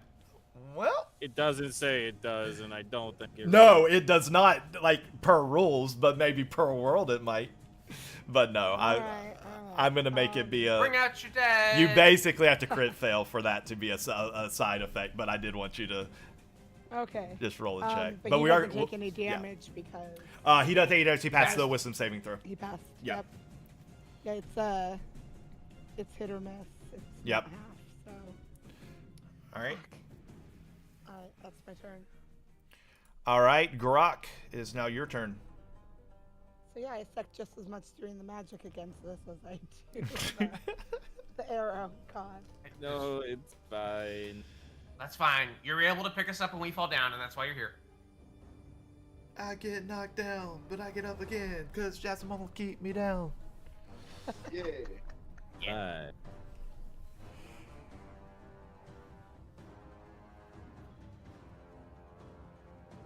You Gotta still go have one more. Entangle up? Do you drop Entangle? I'm assuming I he dropped dropped it so his Entangle. dog could get in range to charge Yeah, again. that's what I was gonna say. Puppy Like, so concentrating on it. power!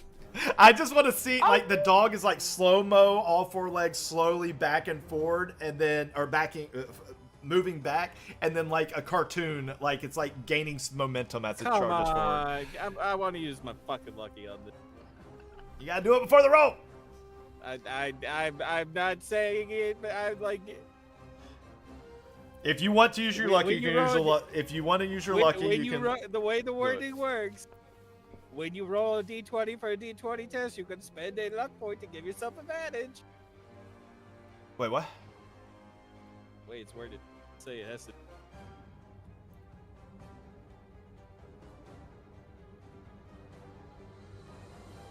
He's saying it doesn't specify it has to be before.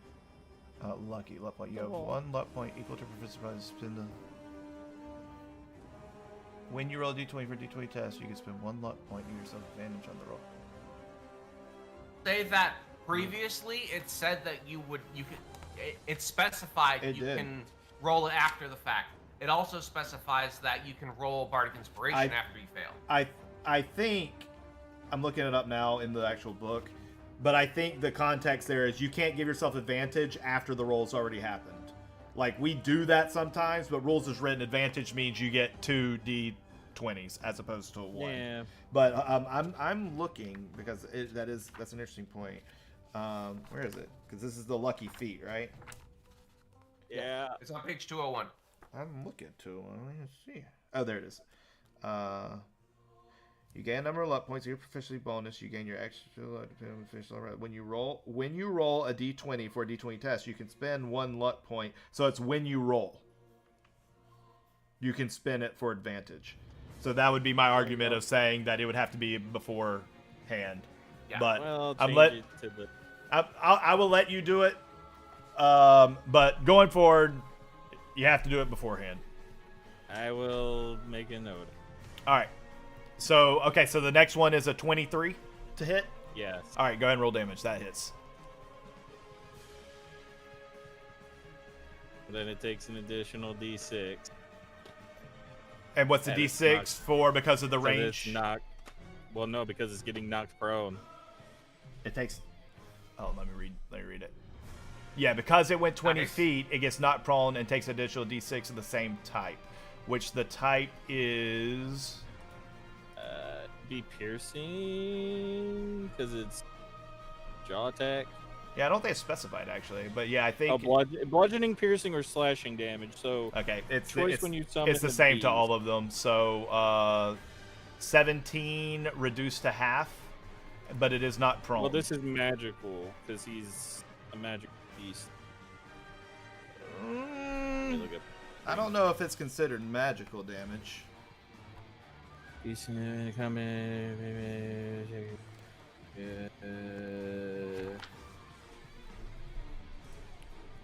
Be straight. Because I don't. They're so weird in 2024 because like it used to be like your beast was an actual beast.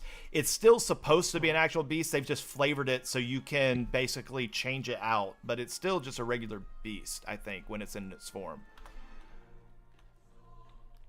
Because like Trinket wouldn't get magical damage because he's just a bear. I'm double checking with you though. Level 3 to 6, the beast attack count is normal. So yeah, no, it's half. Yeah, and that's I've just googled it because I couldn't find anything. Yeah, it says non-magical. Again, I think the reason that they've made them quote unquote magical creatures is so now when you can resummon them as a different creature, where Trinket always had to be Trinket, but it's still once it's in that form. Well, it's because nobody wanted their pet to die. Correct. Well, that Yeah. too. That too. Hold on. I'm still working out damage because of we were asking if it was magical, not magical. It would be 8. So it's taken 8 damage total. Okay, so minus 8.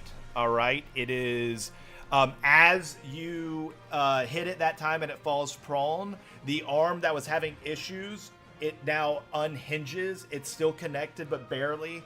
The creature is not doing good. That is my way of Brock saying is- it is bloodied. And it's Brock prone. is aiming to smash off that arm, pretty much. Okay. To try and sever the joint. All right. You rolled a 25 to hit. That hits. There's that. Nice. And then the sword. Advantage. Very nice. 3. Hopefully it doesn't explode in your face with a fire weapon. All right. 15.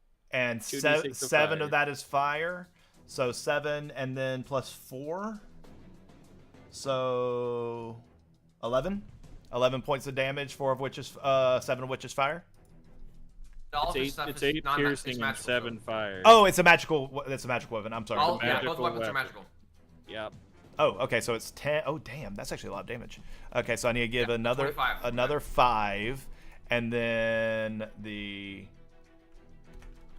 there The we go. scimitar's a +1 weapon, so Yeah. it does 10. Yep. So another 25. Yep. On top of the 9 that he just took. So I took it. cool.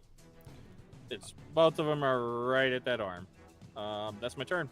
I will say that it separates the arm. The arm comes as the flaming weapon goes through, it melts through the steel. The arm is now separated. Rip his other arm off, Bobby! There's just a spew of sparks that fly out. You can now hear the clanking hydraulics on the inside. Error. Yeah, it's you actually even feel it too. It's starting to overheat. This thing is not doing well. All right, Bobby, it is your turn. Alrighty. Let me come over here. So it was its left arm that The left arm has been completely disattached. The right arm is fully functioning. okay, but if I step right here, I could still Yeah. The whole maybe grapple its right arm. You can attempt to grapple if you would like to. Okay. Grapple the whole thing. Reduces movement speed to Go 0. ahead. Then he can't get up. No. Oh my god. It wouldn't be able to get up. Grapple.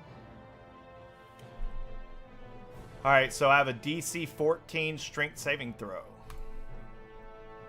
It is at He's got disadvantage. +9 on. It is a disadvantage though with +9.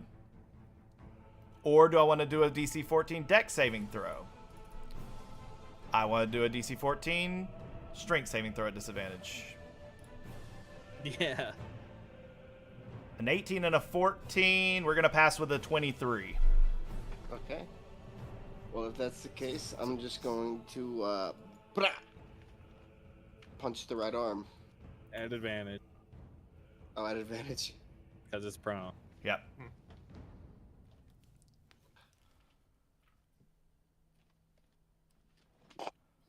Brother. And it's he listen, he was trying to grab it. Yeah, I mean, he's on the ground, but he's still moving that arm. This is an 18-foot creature moving that arm with hydraulics. Master Chu's having a problem trying to wrangle that snake, okay? Oh, buddy. All right, Yeah, anything else on your turn, that's Chu? That's turn. All right, Leia, it is your turn. Keep in mind, ranged attacks against a prone creature are at disadvantage. Unless you have magic things that do AoE. Yep, unless you do AoE damage. No.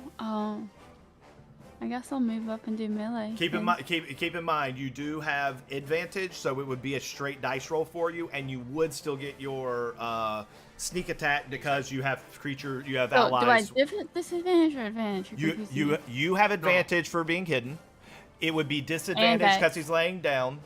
When you stand up or when you fire, it'll be offset, so it'll be just a straight normal attack, no advantage or disadvantage. Go close and do melee for an advantage. Or you can move into melee with advantage, yes, if you can get to him, yes. I Remember. can do a bonus dash. Okay, that's true. Because remember the water, if you're going over the water, it's considered rough terrain. So it's Just going to be double kinda- distance. Can I crawl around Gizmo? Not Gizmo. Yeah, if you want to run, Grok, if you or want to run to the just tree, roll? you can do the tree. However you want to do it. Can she try and jump from that rock?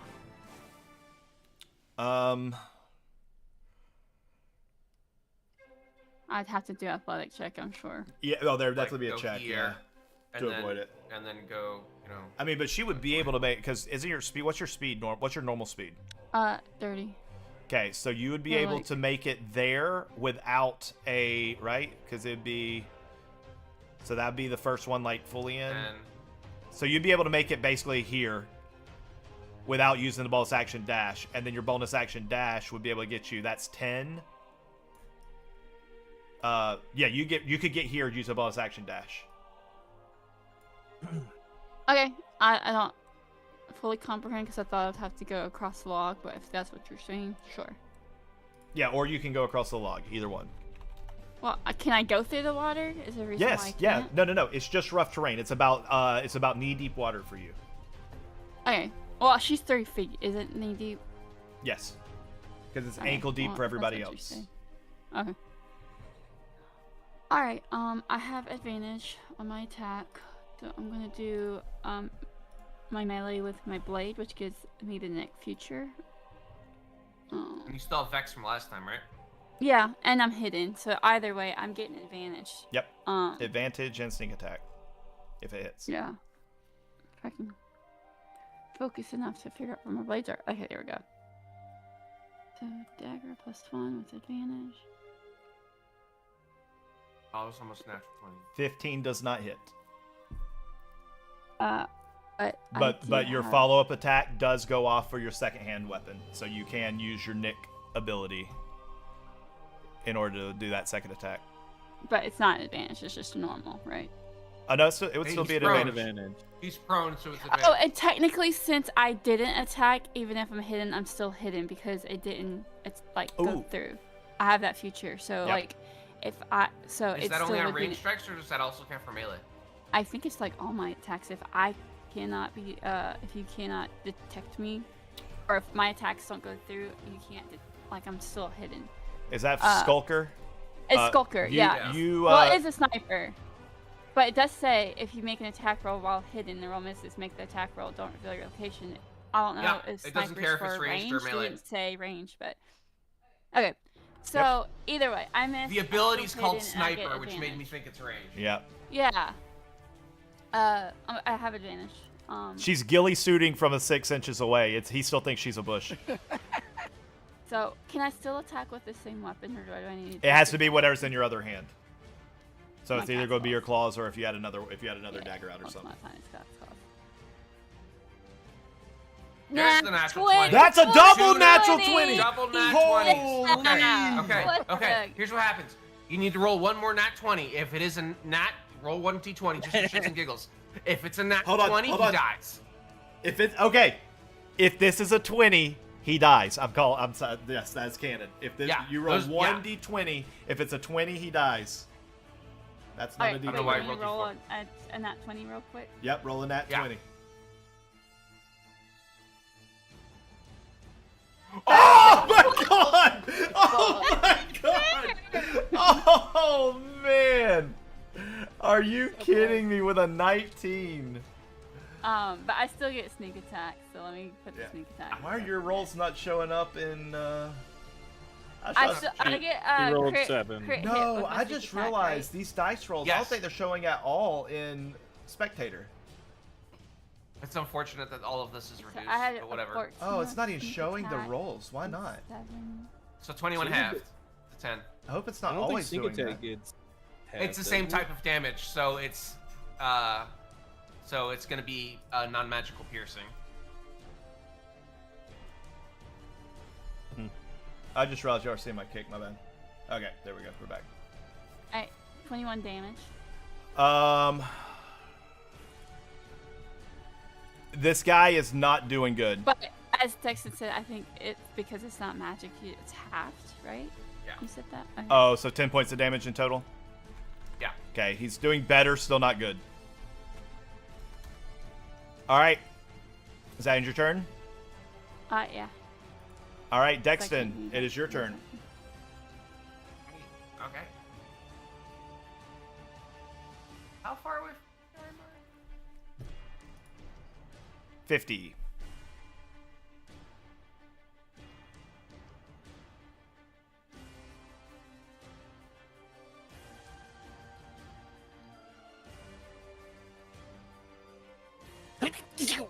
Bless you. Thank you. Okay. So from here is 20. I basically want to get to this spot. So that's 20 feet. I gotta get a little bit of water, right? I can do that with 30 feet of movement, right? Yep. Cool. I'm gonna do that.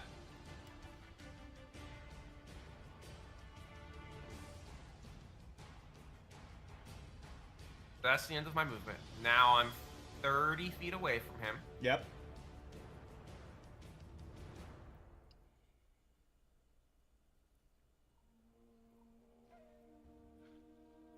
He's Thorn Whip. Okay. This is with advantage because for some reason Thorn Whip's a melee spell attack, and I don't know why. Oh, yeah, it is, isn't it? Yep.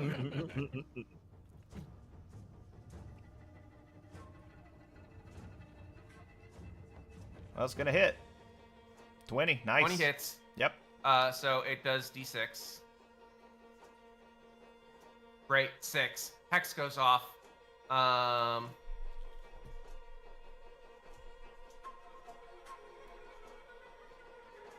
Okay, I do 9 points of damage. And I Are you take going cover to behind this rock. Are you going to attempt to pull him towards you through your friends? Fuck no. Because I don't know what the side of that would be. Unless I can pull a leg off. If I can pull a leg off, I'm down. Okay. If it's is his right leg closest to me, and is that the The bad only one? part that okay, so there is a bad one, and hold on, let me think. Did I say right leg? I think I did. I think yeah. you did You too. said right. It's cockeyed, but it was not dangling like the other one. It would take more than your tiny little arms to rip off the Guardian's left or right leg, even in this state. Can I do some bullshit shenanigans check to try? No, because he's already Okay. fucked. Okay, all right. This is fine. his last I turn was like- regardless. I know Yeah, what's just like happening. Take one arm and one leg and basically make it so that way he's just, I've already he's just done I've already done my let him do his lucky roll after the roll and get an extra 20 points of damage already this fight, so I'm not doing it again. All right. That being said, it is now his turn. Since he is not restrained in any way, he is going to use half his movement and stand to his feet. He is going to. Does he have difficulty standing up with one hand? He doesn't even stand. He pivots at the hip, and then like lifts Right. himself into the air. Okay, that's weird, but all right. Yeah, robots, man.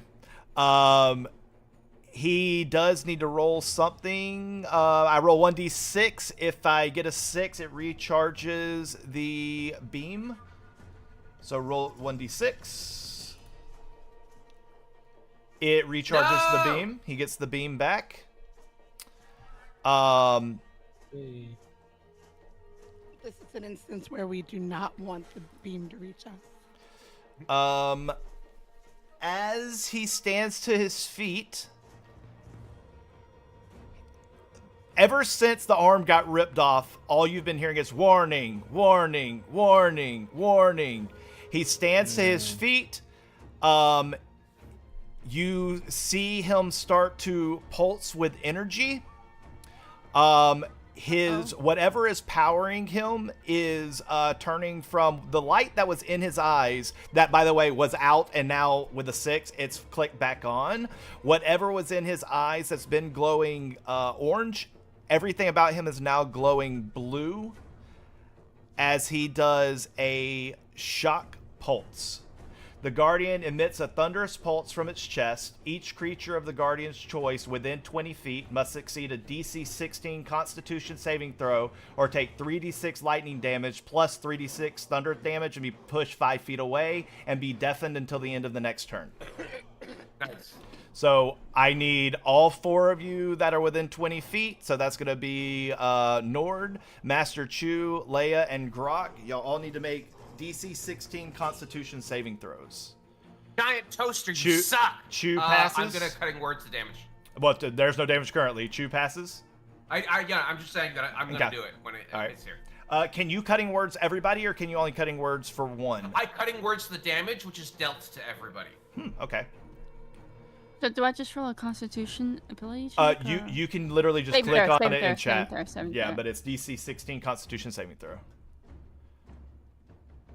All right, so Master Chu, you take no damage. Nord, Grok, and we're waiting on Leia's.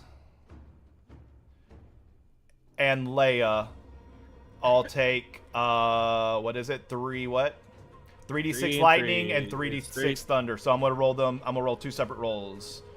It shouldn't matter because neither one of y'all are immune or anything to it. So I was gonna do all 6. So 66. That's a lot of mediocrity. All right, so that's 20. And how much are you cutting the damage by? 5. So y'all each take 15 points of damage. Okay. So that's 15. Oh, yeah, and then roll for the concentration. So that's 15, 30, 45. Hey, that's the most damage that I've done so far as the DM. 45 points of damage. Yeah. Go me. All right. So he stood. He used half his movement speed. He used his action. Now he is going to...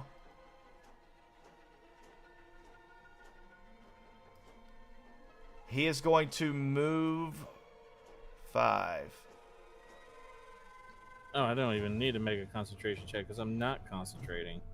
Yeah. I don't know why that was even a thing. Yeah, you dropped, whatchamacallit? Yeah. He's going to move 1. Hold on, let me see.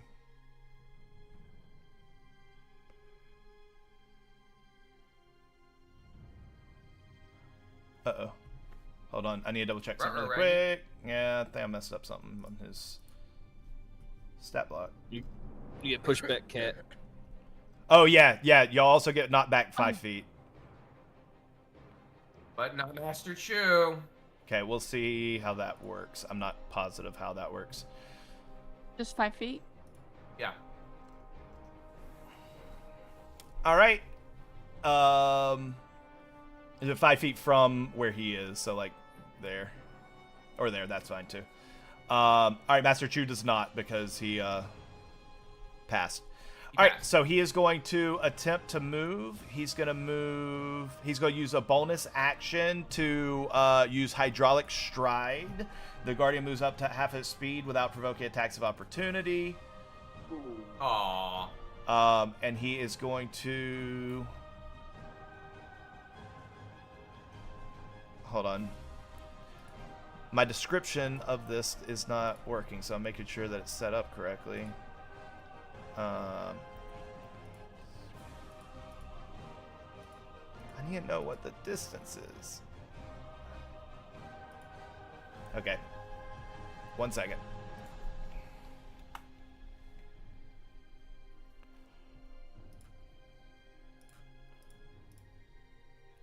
You know what? I know what I'm gonna do. All right, we're going to move right there. He's not in melee with anyone currently. That is going to end his turn. Jasmine, we're on you. All right. All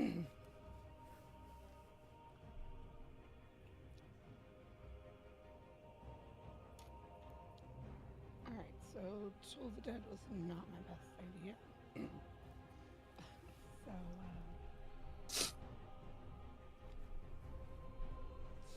try a sacred flame.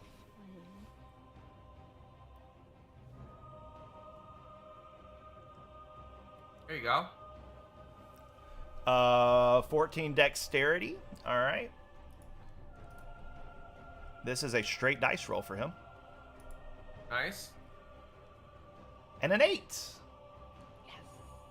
D8. Let's go. Jasmine, killing blow. Godfire from the sky. Oh, that was on 7 for so long. Describe your sacred flame. Have you used this before? I have not. Okay, describe this ability and what it looks like. So it looks like it's descending from the sky, and it looks like lightning, but instead of being like bluish white, it's golden.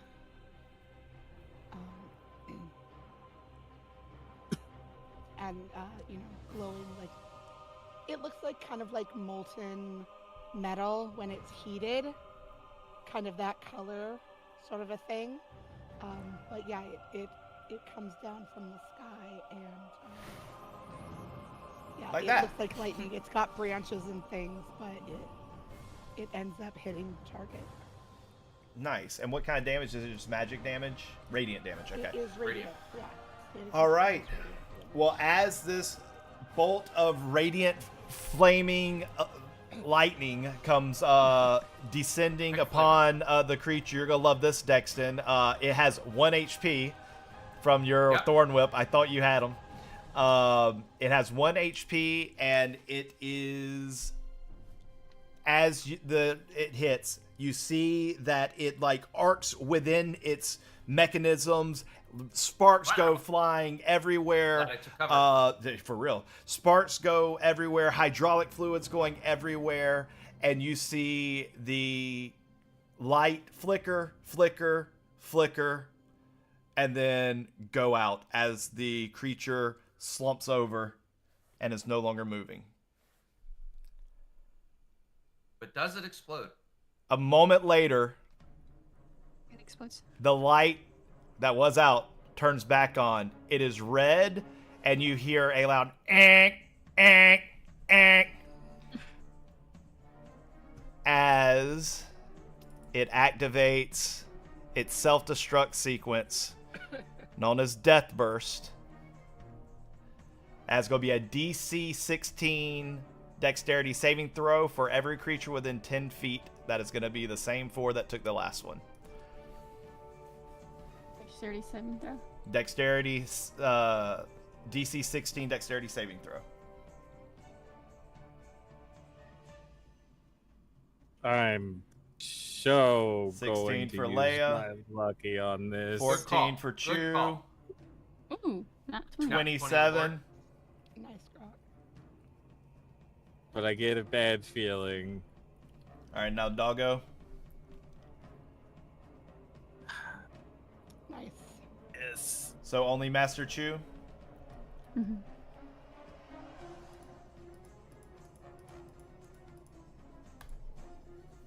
Fire damage, right? That's a good question. I don't think it's gonna be fire damage. I think it'd be like bludgeoning. It's like a grenade, essentially. Okay. I tried. It's 33 points of damage. However, as the light flickers, and you hear warning, warning, warning, warning, warning, warning, it does not detonate. Would have been 33 points of damage had this not been, if it's didn't have a destroyed core, or not destroyed, but a damaged core. So nothing happens, Chewie. You take no damage. Nice. He is officially disabled. Still in one piece. Let's fucking scrap him. Yeah, somebody's definitely paying us for dealing with this. Or do we pay them because it was? Well, okay, No, like we- I was they're asleep. I have no idea what broken. happened We to let up we to fixed this. their But problem. okay, I'll trust you on that. There's nothing we can salvage from this thing, right? It's 18 fucking feet. I mean, they're still metal. I mean, there's raw metal. Somebody give me an investigation check as you inspect this guy. We could probably like pull out the core or something. I'm looking at Gizmo here. This is all you, bud.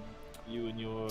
Dad's forte. I don't know anything about this shit. you know, maybe just rub your hands together. You might get a little inspired. I know. Yeah, nothing. all right. I'll Actually, Do the guidance jig.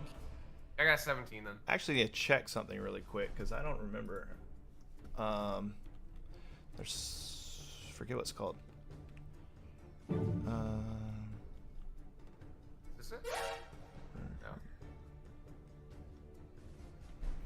Green mob. Oh, I can use that one. Okay. I'll tell you what. I have documentation on this, but I don't have it in front of me. Crap.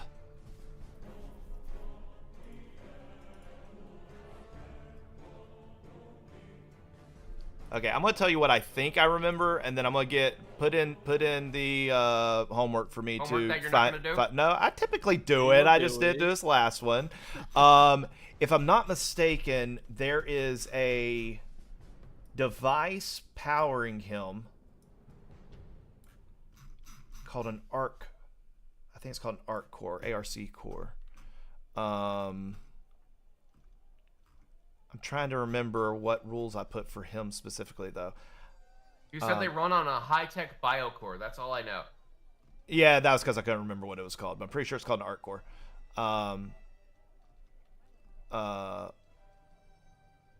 I just imagine that power sources can be like swapped in and out, so that way you Wait, know here we you go. don't gotta plug them into the wall to recharge them. No, that don't work. I'm gonna have to find the information on what y'all find on the investigation. One thing you do notice is on his on the actually never mind. No, you don't. Forget that. Yep. So we'll whatever his core device is. For you to figure out what we loot out of him. Yeah, for the only thing you're gonna be able to recover is the core device. Everything else would require specialized tools. I mean, you could probably drag his arm, but again, it wouldn't be of use to you until you found somebody who could like scrap it. But now you're carrying him. I don't know. It's up to y'all. However y'all want to do it.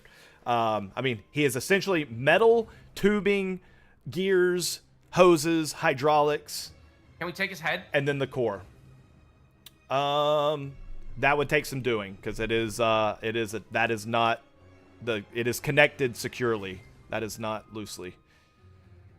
I didn't know if it was. I basically just want to bring somebody proof of like, hey, we killed this thing that was broken, that murdered a bunch of people. If you brought the core, that would definitely. All right, cool. They would want to know where you got the core from. Cool. I'm gonna make sure that we put a little drawing on the map of like, hey, where we found this.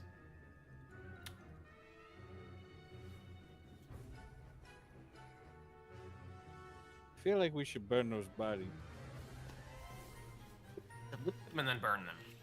What music is this? Why does it sound like a circus? Dude, all of I a don't know, sudden? man. It like went from Underdark battle music to the circus. It was still on. All right. So I say we end it here. We'll pick it back up here because I'm assuming you are going to go back and do some looting, investigating, and stuff as y'all exit back to the camp. Yeah. So let me figure out what we're going to do, what this item is on him, and then there'll be a little bit more as y'all head back towards the camp. So what? Here, let's get rid of. There we go. Let's get the music back pleasant. So we'll wrap it up here. Now, what that does mean is y'all did level up to level 5. So go ahead and do whatever y'all need to do for level 5. Is there anything else y'all want to do before we wrap up tonight? Good. I'm good. All I right. think the note I will have is that gather all the bodies and probably burn them due to the fact that this place has an undead problem. Who calls it a Don't know problem? why. I thought we were going to burn all of the bodies so that way, when we tell the people whose mech went wonky that we burned all of the evidence, that way they can have plausible deniability and we'll get more money. But I like where your head's at too. That's also useful. Yeah. Yeah. But there's also stew that's currently cooking, so They're cooking stew? yeah, they were cooking stew back at the campsite. I never said they were cannibals. Remember? Come on now. I don't care what's in it. I know there's fresh Good. vegetables. I'll have some more farmer stew. Gosh. All right. We'll wrap it up here. I'll figure out what the item is, and I'll let y'all pillage the pillager the villagers. Yeah. Pillage the people and figure out what y'all want to do with those crates and stuff like that. So y'all think about that in the Take an meantime. address. Okay. No words. I believe we are on for this Saturday. We're gonna have a hard cutoff this next Saturday though, because we will be traveling on Sunday, right? School? Yeah. Okay. So we will probably have a shorter session on Saturday. We'll probably end by 11 at the latest. Are Okay. we able to start a little bit earlier then? Probably not, because we essentially Okay. send our kids to bed when we're like, here, tablets, video games, play until you fall asleep. We don't care. But I think if End we up did coloring it, me a picture and making necklaces instead. So, yeah, that works you know, too. Kids. Because yeah, it's harder to get them in bed earlier than 7:30. Great parenting. Okay. All right. Well, that's gonna wrap us up for this week, and we'll be back next Saturday and continue the story. Thanks for watching stream. Thanks for playing, players. Hope y'all enjoyed my not so little mech guy. Yeah. He was interesting. He is a foreshadowing of what's to come. I'll go ahead and throw that one out there. That's not good. This is a damaged version, heavily damaged version. I'll go ahead and tell you I'm not gonna tell you that. I'm not gonna tell you that. Yeah. Nope. I'm not gonna tell you Undead that. are on their way. All right. Thanks for watching, everybody. We'll see you next time. Have a good one. I'll be streaming some GTRP probably tomorrow. Later. Hell yeah. Bye, everyone.